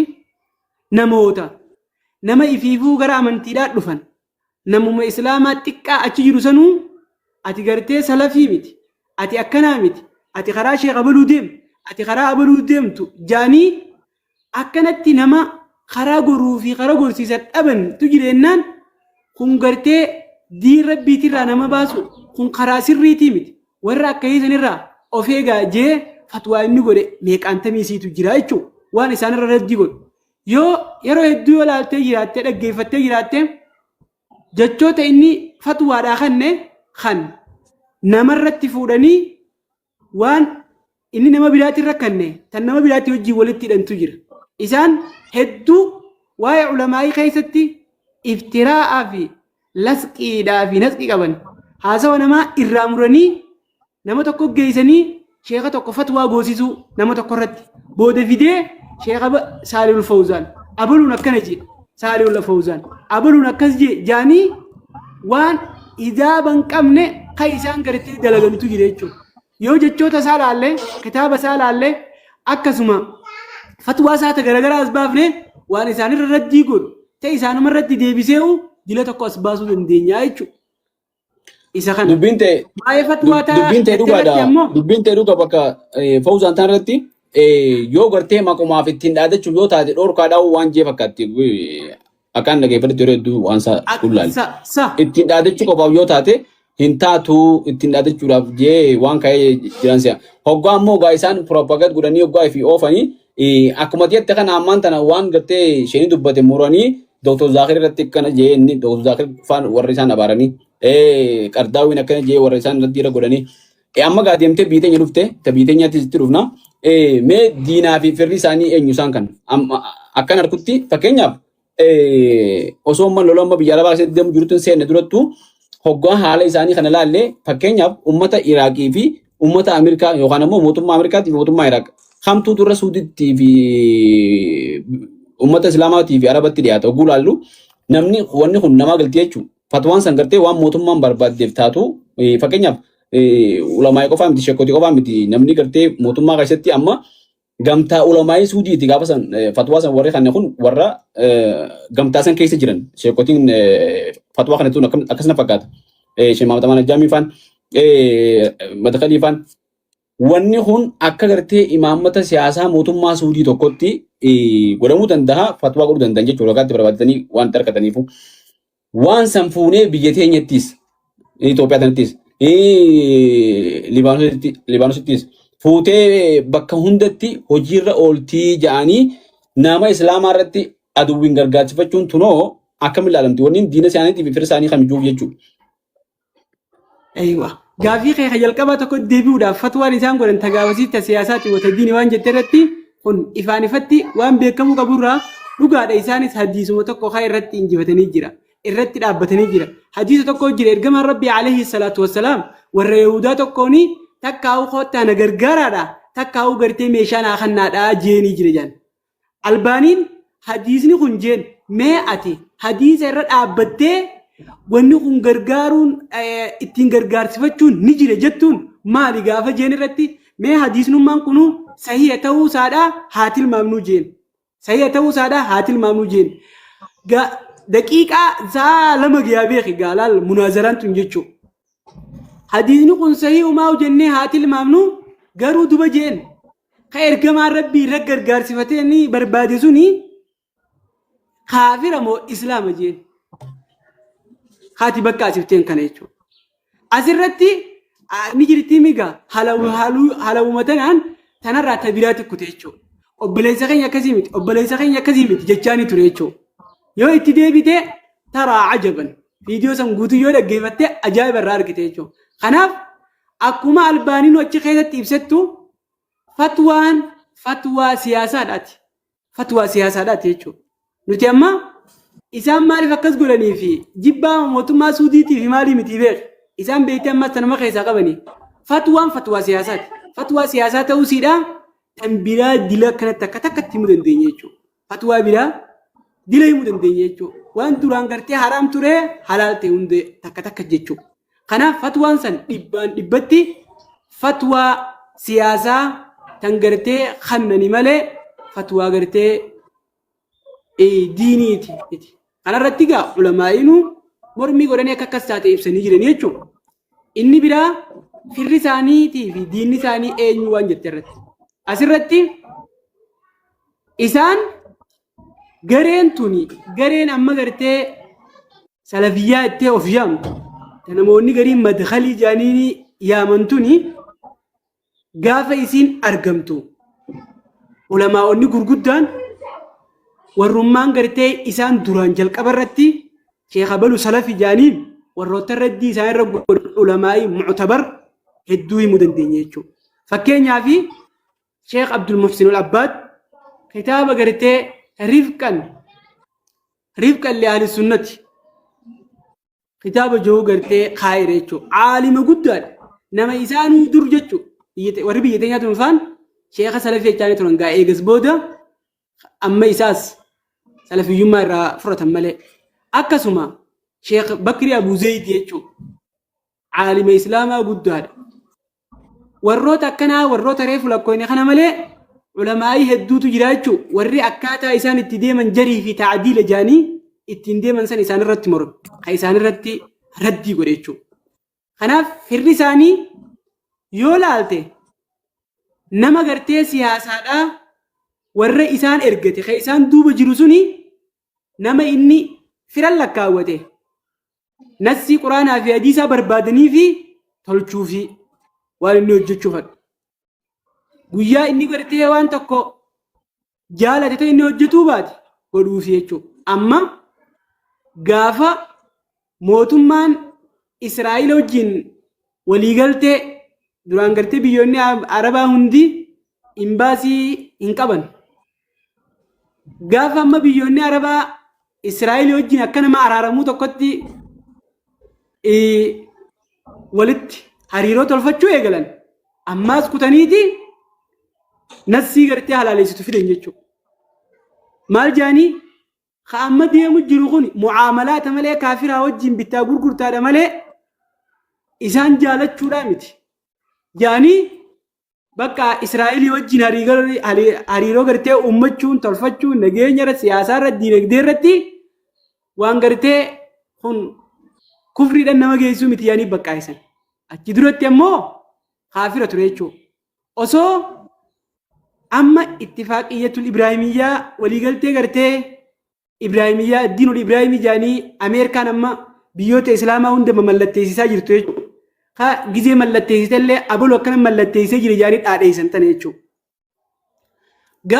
Kana hundaa'uu isaan bakka agartee ciibsanis numa taati jaanii siyaasaadhaaf waan jalqaba irratti gartee siyaasaaf tolfamaniif jecha firri isaanii nama isaan argisiisan waan inni haraam godhe haraameessanii waan inni halaal godhe halaaleessanii ittiin deemudha. Firri isaanii siyaasaa keessatti akkuma namni siyaasaadhaa boru yoo fedhe nama tokko har'a diina beeku boru yoo barbaade faayidaan gizee dhufte fira godhatutti isaanii yeroo hunda firri isaanii siyaasaadhaan deeman kana tokko tokkotti gartee ibsuu dandeenya jechuudha. Ragaaleedha. Firri isaanii akkuma siyaasaa keessatti firri dhaabbataa fi diinni dhaabbataan hin jiru jedhamee beekamutti isaanis firri dhaabbataa fi diinni dhaabbataan qaban jechuudha. Nassii quraanaatii fi hadiisaatis gizee achi geesse shalaf godhanii gartee tataatu fidan jechuudha barbaadanii. Quraanaa fi hadiisni immoo diinni uummata musliimaa eenyu akka ta'e lafa kaa'ee jira baay'ifattee jechuudha. Isaanis jijjiira malee. Hedduu gaariidha bakka bareedu danaa baaftee. Fakkeenyaaf mee osuma deemnu bakka diina isaaniitii fi fira isaanii kanatti akkuma amma jettatti Israa'eel wajjin amma dura waliigaltee godhuun hin jirtu jaanii sheekotiin isaanii keessaa fatwaa akkasii ni qabanii hin jirtu jaanii ammaan tana eegartee Abrahaam akka horti jaanii Tiraampii waliigaltee Ibraahim jee fidee biyyoota Israa'eel wajjin biyyoonni Arabaa kun guutuun Morokkoodhaa fi Baareen kun hundinuu Dubaayii mallatteessan kana mallatteessuun dhufte kana fatwaa gartee kun wajji dalagachuudhaa Yahudaa wajji dalagachuun ammoo ni jirtii naggadaa jaanii fatwaa godhan kanatti gaafa kanaa dura gaafa gartee waliigaltee san hin godhin fatwaa akkasii godhanii jiranii waliigaltee walii godhuu hin taatu jedhanii. Waliigalteen hin taatu fakkeenyaaf walitti dhufanii fatwaa godhuu baataniis wantoota amma isaan yeroo jalqabaa amma fakkeenyaaf isaan mootummaa Suudiidhaa hedduu jaalatu. Mootummaa Suudiidhaa gaafa ibsan gaafa gaarummaa isaa ibsan kitaaba keessa jira waa hunda keessa jirti mee mootummaan waliigaltee jechuun isaan imbaasii takkallee qunsulallee Israa'eel keessaan qabne isii malee jiraayii jechaa turan. Akka kasuutiitti beeke. Kanaaf arra duratti nama tokko inuma gartee hin taatu kaafiraa wajjin Israa'eel wajjin harbiyyiidha kun gartee diina amantii Islaamaa keessatti Rabbiin subhaanahu wa ta'aalaa jee jechuudha. Nama kaafira irraa ta'e tokko nama gartee kan isin hin lolle. Kana giyaan isin wajjin jiraate jechuudha. Kun kaafira irraa isa harbiyyiidha. Isa wajjin hariiroo godhachuun hin taatu. Isa jaalachuun hin taatu. hatta maqaa Israa'el jaamunu yaamamuun ta'an jaanii fatwaa godhaa turane. Israa'elu fakkeenyaaf Yahudaadha jennaan malee dawlatul Yahud jennaan malee Israa'el jaanii irratti ixlaaqa godhuunu haraami jaanii fatwaa godhaa turan. Hedduu galatoomii waan bareedaa ajaa'ibaa adda nu baafte. Ilaalchi akka firqaa salafiyyaa kanatti ummata Falasxiinii fi Beetel Maqdis gartee qiblaa Islaamaa jalqabaa kanaaf qaban ilaalchi isaanii kun ummata achi jiru saniif qaban akkamime ummanni san qabsoon itti godhamtu san ummanni san qabsoo haqaati jaammoo moo Israa'el tanaatu haqa qaba jeniiti laalamee akkamitti ilaalchi isaanii guulaaltu. Asirratti ilaalchisaa ilaalle bakki ammaas namni Islaamaa hundi sirriitti gaqqabee hubachuu qabu bakka tanatti jechuudha. Amma nuti haagaafii dhufu enneeti malee maalummaa isaanii waan nama dinqisiisu yoo dubbannee enne izaaban qabdu jechuudha. Akkuma tanaatti itti dhufu inshaAllah. Waa'ee uummata Falastiin irratti yoo fudhatte amma kaachi godhamaa jiru jihaadaa miti jaan. Jihaadaa miti jaanii laaluu dandeessa arguu dandeessa jechuudha sagalee isaanii jihaadaa miti jaan. Isaanuma kanaatu osoo faayidaan siyaasaan jiraatiin isaan garee siyaasaa taddiin tan ta'in amma isaan yoo aqiidaa qabanii beeku aqiidaa taate immoo ahlu sunnaa wal jamaa fi isaan garaagarummaa kan qaban jechuudha. Yoo akka nama cufaa ifa ta'utti illee wahabii warra jaanii namoonni biraa yaaman wajjin garaagarummaa kan qaban. Garuu ammoo waa'ee Falastiin jaan irratti akka isaan garee siyaasaadhaa maqaa diinii naggattu tan diinni itti fayyadamu amma namni gariin umalaa ajeeyyaama. Umalaa akkana jechuun haa'ina warra diinni bitate jechuudha akkana jaanii yaaman. Isaan illee gaafa raddii ofirraa godhanni jira beeku. Kitaaba wayii keen qaba ture.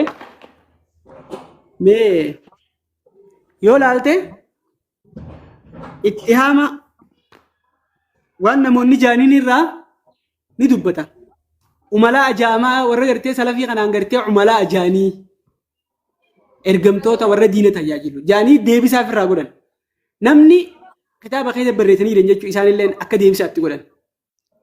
Umalaa ta'uu isaanii ammoo wanni haqiiqaadhaatti mirkaneessu. Dhimma Falastiin irratti sirriitti ifa ba'a.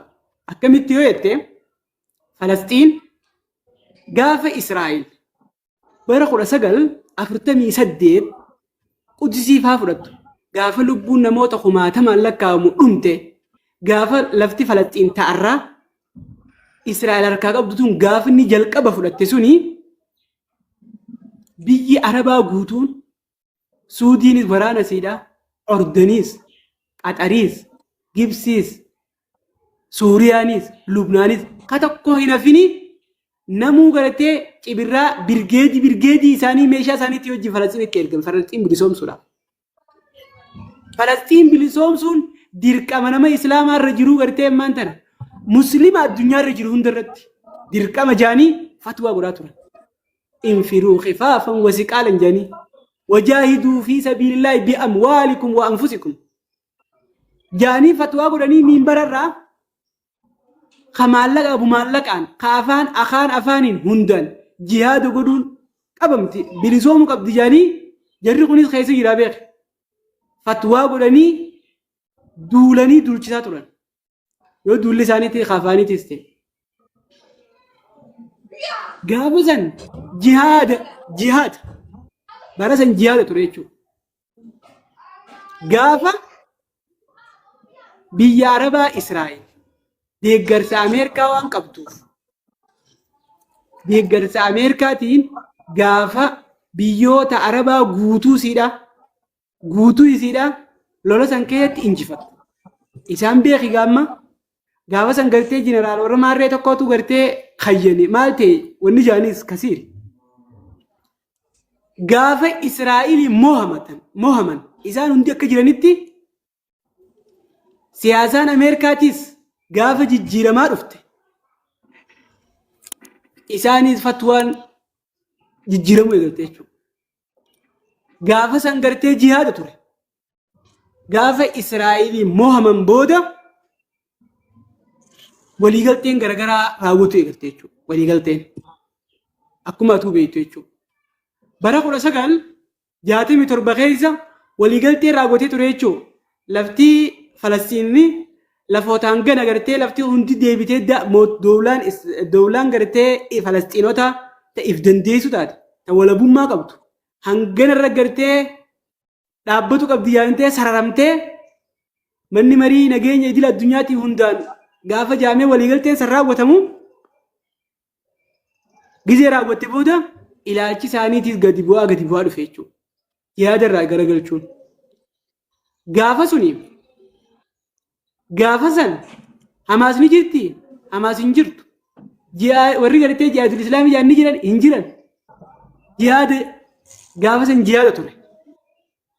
Amma gaafa kana keessattis beeki waliigaltee Israa'eel wajjin hin goone. Garuu ammoo ilaalcha Israa'eel qabaniitu xiqqoon irrachaa dhufe jechuudha. Akkuma namni siyaasaadhaa yeroo yeroodhatti ilaalcha wantoota garaatii faayidaa isaadhaatii fi kana laalee ilaalcha jijjiirrachaa deemutti jechuudha. Haatee Gibsi Misira jechuudha. Bara 1973 moo maal keessa Israa'eel wajjin waldhaan isii bicha gale amma lola san keessatti biyyoonni Arabaa hundi hirmaanne. Amma isaan wanni siyaasaadha waan ta'eef jarri kaan injifatamni Irraa'is baan jechuudha. Irraa'is baanii Misira kophaatti hafte jechuudha. Lafa gartee Siinaadhaa Israa'eel fudhatte. Kanaas waliigalteedhaan ka'ee raawwatame jechuudha. Waliigalteedhaan labsanii deebitee fi isaanillee gartee lola san warrummaan gartee inni hirmaatiin sanillee ka injifannoo gartee Misiraa jaanii gartee harka tumanii fi gammadanii fi raawwatte. Asirratti gaafa kana hunda beeki jihaada. Gaafa kana hunda waraanni namni du'e hundi qabeenya isaa kanneen hundinuu karaa rabbii keessa kan jihaada qabsoodhaaf kan akkana ture jechuudha. Eega waliigaltee raawwattee dhumte booda Hamaas hundeeffamuun isiidhaatu 80moota keessa jechuudha.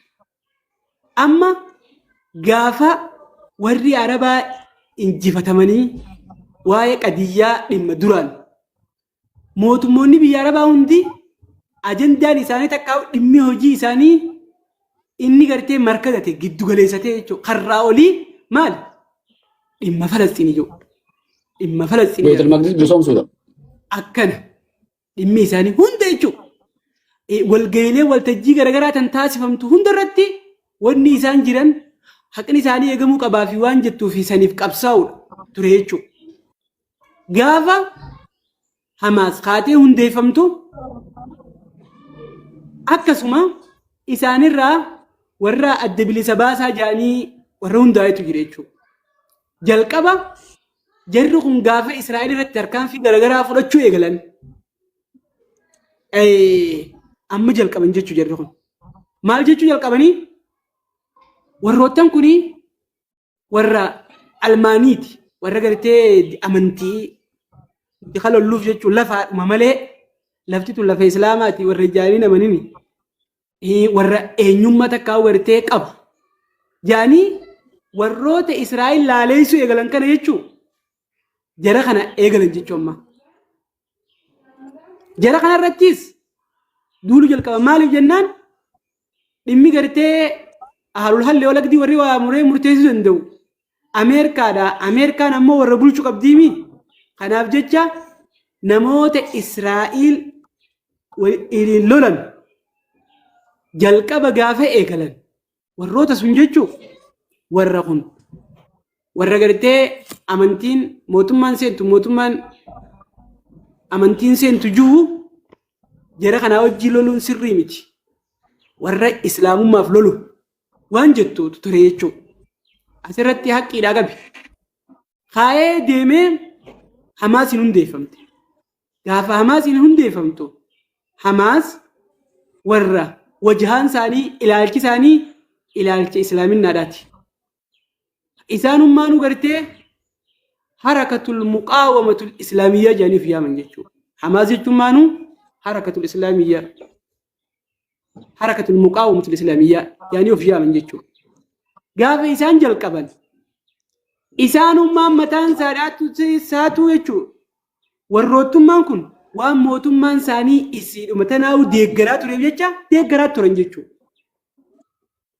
Gaafa mootummaan deeggaru muutamara walgahii suudiidhattis bakka garagaraatti walgahii horachaa turan waltajjii godhataa turan konferansii gaggeeffachaa turan maallaqaanis deeggaraa turan waa hundaanuu jechuudha.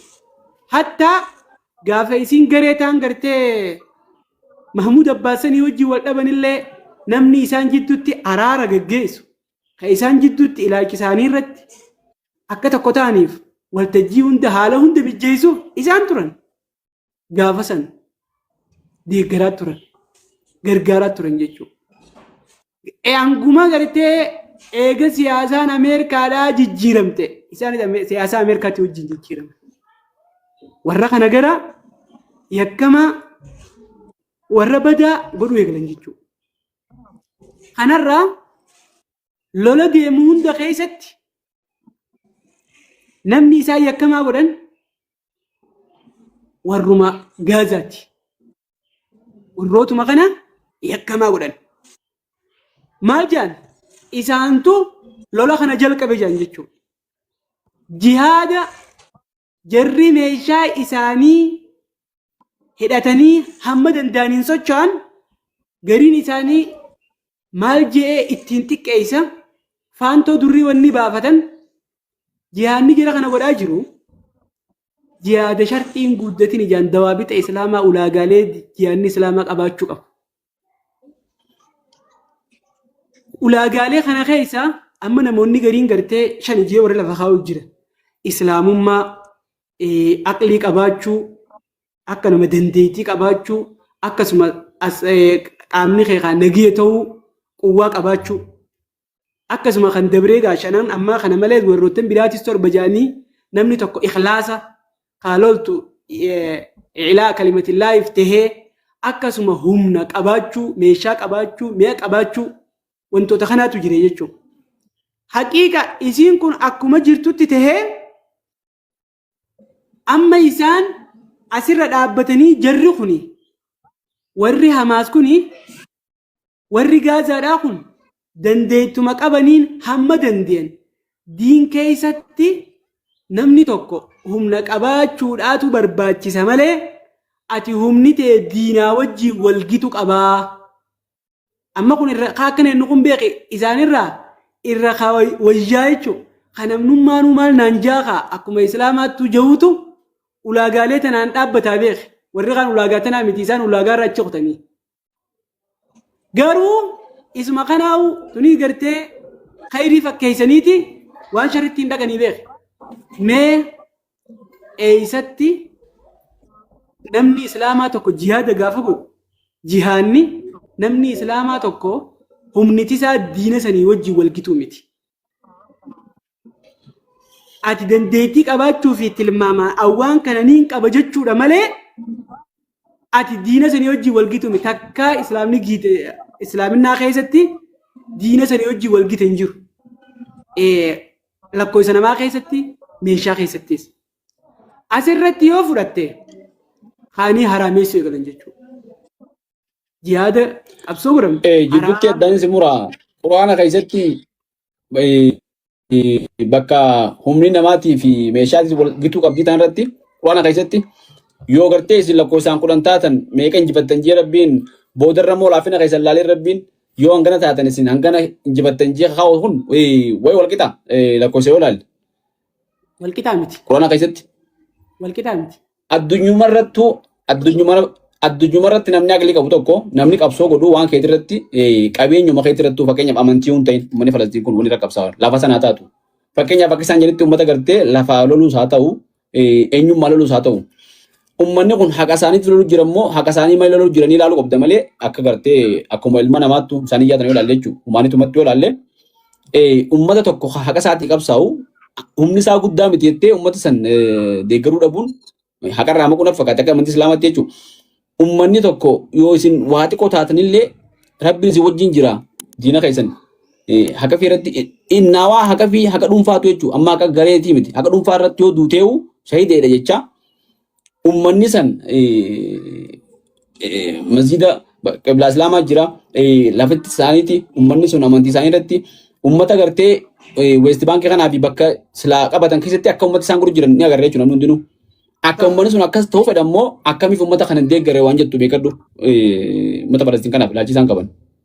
Asirratti ilaalchi isaan qabanii isaan akkuma dubbannee turre tajaajilli isaan tajaajilan diinota tajaajilan.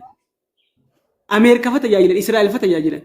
Hattaa namoonni garii yoo mubaalaqaallee godhuu baatan jaroota sanii maal jee ibsa beektaa? Madaqalii himattuu salafiyyaadhaa isaan warra Israa'eliif ergaman warruma gartee yuunivarsiitii maqaa islaamaa qabdu ta'e Israa'el irraa eebbifamanii jiranii.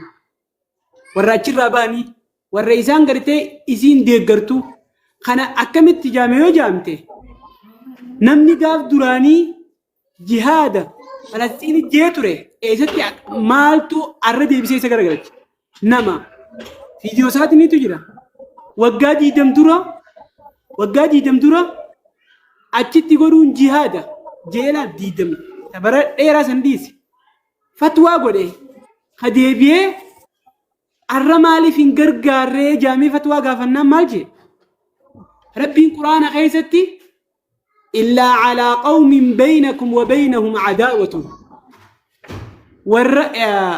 والرجلتي إذن كافر جدني في نقا وين استنصروكم في الدين جلال عين القرآن وين استنصروكم في الدين فعليكم النصر إلا على قوم بينكم وبينهم ميثاق جاء عفوا آية القرآن خنا قافة ديبسا قافته ديبسان دياتف أكمل تنقرقر إسلامني jennaan yoo ormi tokko namni islaamaa obboleewwan keessan diina irratti naa tumsi jee si gaafate ni tumsitaaf jee warra sii fi isaan jidduu waliigalteen jirtu malee. Kanaaf nuu fi Israa'el jidduu waliigaltee nageenyaa walii mallatteessinee jirra. Isaan gargaaruun hin jirtu jee waggaa 20 dura immoo ayata jihaadaatii fadlii jihaadni qabu quraana keessatti dubbatame hadiisa keessatti dubbata kun dubbanne. Viidiyoo isaatii jira. Viidiyoo isaaniitii jira jechuudha. Amma kun maal sitti argisiisa? Isaan warra jiraachuu Israa'el jechuudha. Warra Ameerikaanii fi Israa'el ilaalchi isaanii gala deeman. Haasawa isaanii kan isaan uummata warra Falastiin warra Gaazaa hooggantoota dhuman ka ajjeefamanii hin jaanii yoo laalte garaagarummaa takka illee hin qabu jechuudha. Warra isaan jechuun gaafa namni Gaazaa keessa warroottan jiran hooggantoonni isaanii gaafa du'e warra ol beetti gammadu. Warra alhamdulillah warra nama biraatiin jechuun ciidni guyyaa biraa tokko ciideettee yoo kabajje bid'aadha jecha warra ani gana guyyaa abaluun du'e guyyaa gartee yaayaasin waar du'e guyyaa ciidaatiin godhadhe isaanirraa warra jee jira jechuudha. Guyyaa ciidaatii. Jecha yoo namni biraa jeegizee biraadhaa waan biraa keessatti iida gartee lama malee hin jiru gartee bid'aadha dalage namni tokko yoo guyyaa tokkoon iida jee yaamu nama jahutu guyyaa inni ajjeefasan iidaan godhadha jechuudha.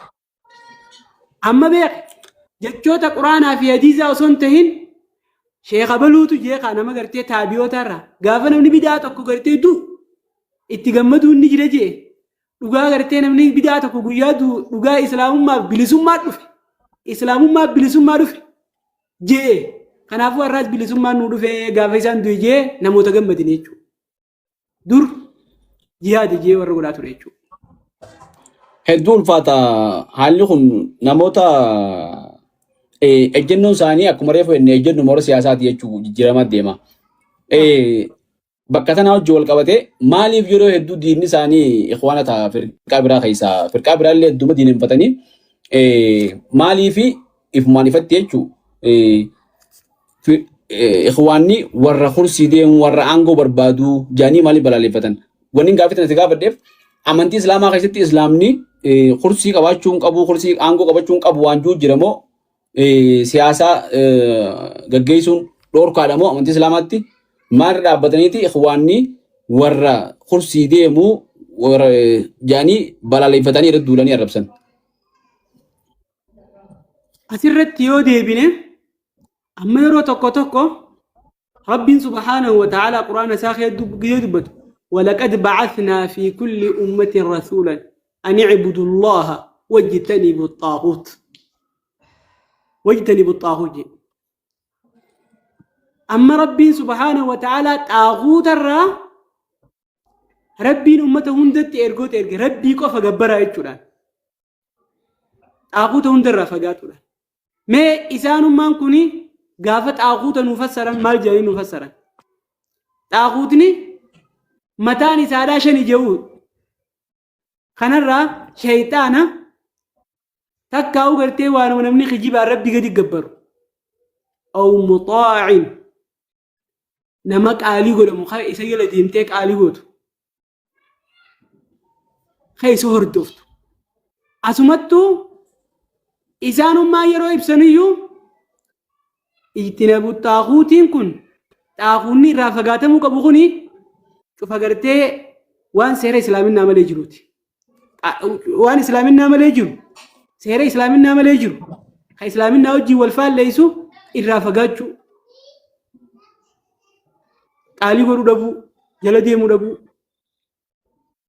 خناتو جريتشو قالوا أمو إسان واي إخوانا بلالي فتشو رتي أسر رتي حكمي خيس جراتشون أكاتان بلچينسا أمنتين إسلاما قلوف تيف لما جرينيا هندو خيط نمني إسلاما دا أكيد تنجراتو يتشو أمنتين إسلاما دا أساسا جتشون غافيا ما تقاو تخنا سينو راندولتي إسلامينان إبسومان أمنتي إسلاما غافا إبساميو تعرفني إسادا يتشو والاستسلام لله ربي فبتمو يتشو قالي ساقودان أغوت الراغرتي فقاتودان شركي في علي شركي را فقاتودان توك أكسما إسلام مان أتي سيري يسي خيسة رفي وان يسين التأيجو bittaa gurgurtaa keessatti fuudhaa fi heeruma keessatti waa'ee yakkaa hunda keessatti amantiin islaamaadhaa ittiin akka bulfamtu ittiin jiraattuuf akka dhufamte malee salaata qofaa miti jechuudha.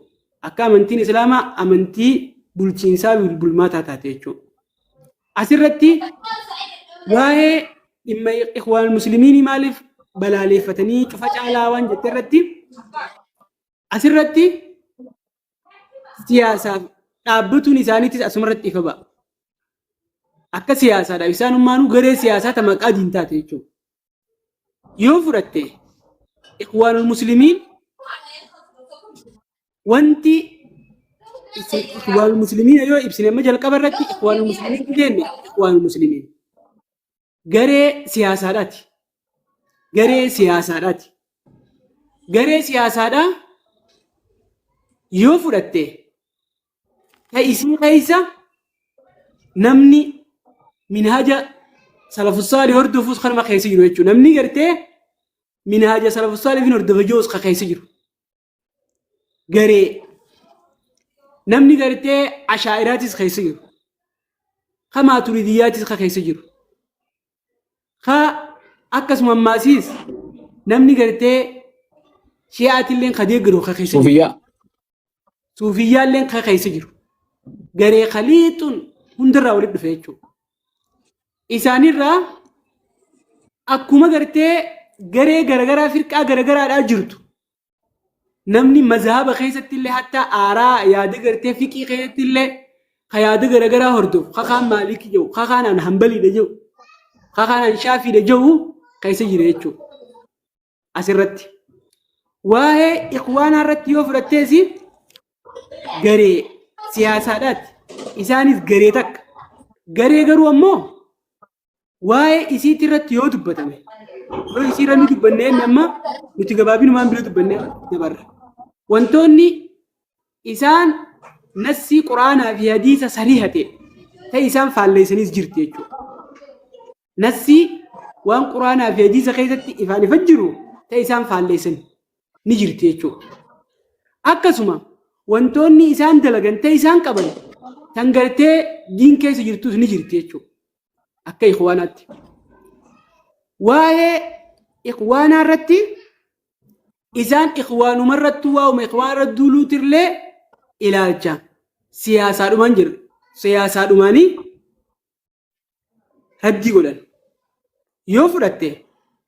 ikhwaana amma jaanii akkaan balaaleffatanii irra caaltu waan balaaleffatanii ta'e kana bara dur keessatti yeroo jiran keessatti yeroo isaan jalqaba jiran gaafa Jamaal Abduu Naasir hooggantoota isaanii hunda kaanis hidhee kaanis fannisu. Hooggantoonni kun warri lubbuun hafan Suudiin haala mijjeessitee fi waa hunda gorkee deeggarsa isiidhaatiin mootummaan Suudii jechuudha. Bakka kannee fi Suudii keessa jiraachaa ture. Jiruu isaanii guutuu. Garuu akka jaamutti gaafuma sanuu tanziima isaanii qindoomina isaanii kana garee akka as keessa akka nama gartee biyya tanaa ta'e akka hin jaarre akka garee ofii isaaniitti akka ilaalcha siyaasaa kan dhaabbatanii deemanii sanitti akka hin jaaramne walii galanii jaa jechuun amma namni tokko nama warra akkas jiruutu jira jechuun warra qorattoota jechuudha.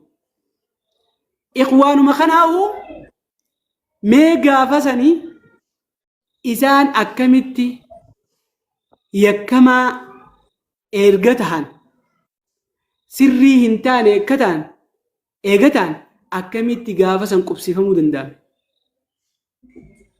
Akkamitti dandeeme gaafa sanii akkamitti qubsiifamee jiraachifamee jiruu isaanii waggaa meeqaan ta'u amma obboleessi Sayyid Qutbii Mahammad Qutbii jechuun nama achi keessa jiraachaa ture jechuun warra gaafa san deemee dhaqe warra isaan qaban garuu gaafa isaan mootummaa Suudiitii wajjin wal dhaban wal didan wanni hundi isaanuma kanaafuu firqaa godhuu fi isaanuma kana diinoonfachuun diintee argame. Gaafa ammoo mootummaa Suudii Arabiyaa biratti isaan yakkamoo hin ta'in isaan yakkamoo hin turre jechuudha. Jarrummaan kunuu jalqabbiin isaanii gareen tun lamaan warri Salafii jee fi yaamuu fi Ikhwaan Musliimiinaan garee siyaasaadhaa takka tan duraan dhaabbatuudhaaf tolfamte. Ikhwaana duraan dhaabbachuu fi isaan dhaabbatan kana taatee biyya Arabaa warraa isa bara 2010 akka booda ta'e hunda keessatti akkamitti akkas akka ta'e ragaadhaan dubbachuu danda'e. Namni irra guddaan namaa beeka jarri kun warruma diinii jechuu danda'a. Akkasii miti. Yoo taatee biyya Arabaa ta'uu fi lola biyya Arabaa keessatti deemaa jiru hunda ilaallee isaan garee siyaasaadhaa akka ta'an ibsa jechuudha. Ikhwaanuma dha'uma kanarrattuu gaafa mootummaanii fi ikhwaanni walii galan isaan ikhwaana hamtuu isaatii fi shoorarkee isaadha waan jalsan hundarraa qabatan. Gaafa jarri jechuun ni gaafa jarri siyaasaa irratti akkana wal hidhanii qaban yakkamaadha godhanii jechuudha. Gaafa kaan ammoo wajjin jiraatu. Kunis jibbaan isaaniitis jibbaa gartee aqiidaa irraa madditee tan siyaasaa irraa dhufte jechuudha. Yoo ikhwaana taate kaajoo isaaniitii fi dogoggoroota isaaniitii waan isaan jiran hundatti lafa jira jechuudha. Hedduu gaariidha. Ustaaz hedduu galatoomii. Waan ajaa'ibaati addunuu baafte uummanni kan sirriitti dabaafachuu qaba. Itti fufnee kutaa biraa keessatti illee kutaa itti aanu keessatti akka ajaa'ibatti dabaafna. Har'aaf ni gabaabsina. Waa'ee salafiyyaa fi ulamaa'een biyya teenyaa waliin maali waan jiru ulamaa'een biyya teenyaa salafiyyaadhamu maali waan jiru illee itti deebina kutaa kana keessatti waan fudhannuu miti. Ustaaz Akiyya har'aaf hedduu galatoomii jazaakumullahu khairan hasan jazaa rabbiin ilmi ta'e keessa barkaa siyaa kaa'u umrii isaa dheereessuu baguddaan siyaa qabu dhumarratti dhaamsa qabdu yoo jiraate nuu dhaami kaan sagantaa itti ol deebina dhaamsa kee gabaabsiitii dhaammadhu. Dhaamsi kiyya asirratti wanni tokko waanuma irraa dubbachaa turre irraa ishaaraatti godheetuma dhaammachuu. Asirra wanni beeku qabu namni haqa barbaaddan hundi wantoota amma dubbanne kanarratti kitaabban dubbiftee viidiyoolee jiraa hunda laaltee haqiiqaadhatti dhibbaan dhibbatti arguu dandeessa jechuudha. Akkasuma wanni kun haasoyne amma nuti haasoyne yoo akkanatti hafe waan gartee irratee hafe jechuudhatti namana jechuudha. Maaliif jennaan tokko tokko jarri kun addunyaa tanarratti islaamarraa hoo eenyu duulanii akkasuma isaan kun wantoota diin keessatti namoota jibban kana keessatti islaama namoota muslimaa ka addunyaa tana akka malee fayyadan kan islaaminaadhatti nama yaamaa jiran kana ilaalcha akkam qabanii gaafa laaltee jettee wantoota kana hunda laaltee biyya teenya keessatti biyya adda addaa hunda keessatti gochoota isaan raawwatan akkaataa isaan dalagan lola isaan gartee lolanii bakkoota itti lubbuu namaa galaafatan hunda maalii akeekni isaanii gaafa jettee laaltee duuba baatee waan isaan ta'an argitu haqiiqaan isaanii waan jenne kun dhugaa ta'uusiidha akkasitti ifata. Kanaaf nuti waan kana sirritti miira jaalalaatii fi miira jibbaatiin osoo hin ta'in laallee waan namni jaaliin osoo hin taane addaan baafachuun akkaan barbaachisaadha waan jettuun dhaammachuu barbaada. Ayyee ustaaza kiyya hedduu galatoomii sagantaa biraatti walitti deebina. Kabajamtoota daawwattoota keenyaa viidiyoo kana dhimma gartee ni yaachisaa dhimmoota keenya ni fayyada jirratti haasofne. Viidiyoo kana namoonni dhaggeeffattan yaada kanarratti yaada mormitis ta'ee ragaa qabdan waan deeggarsaas ta'ee faddaadha. Ustaaza wajjin kutaa biraatti illee walitti deebina. Har'aaf harumaan siin dhaammanna. Wassalaamu alaikum warahmatullahi wabarakatuh.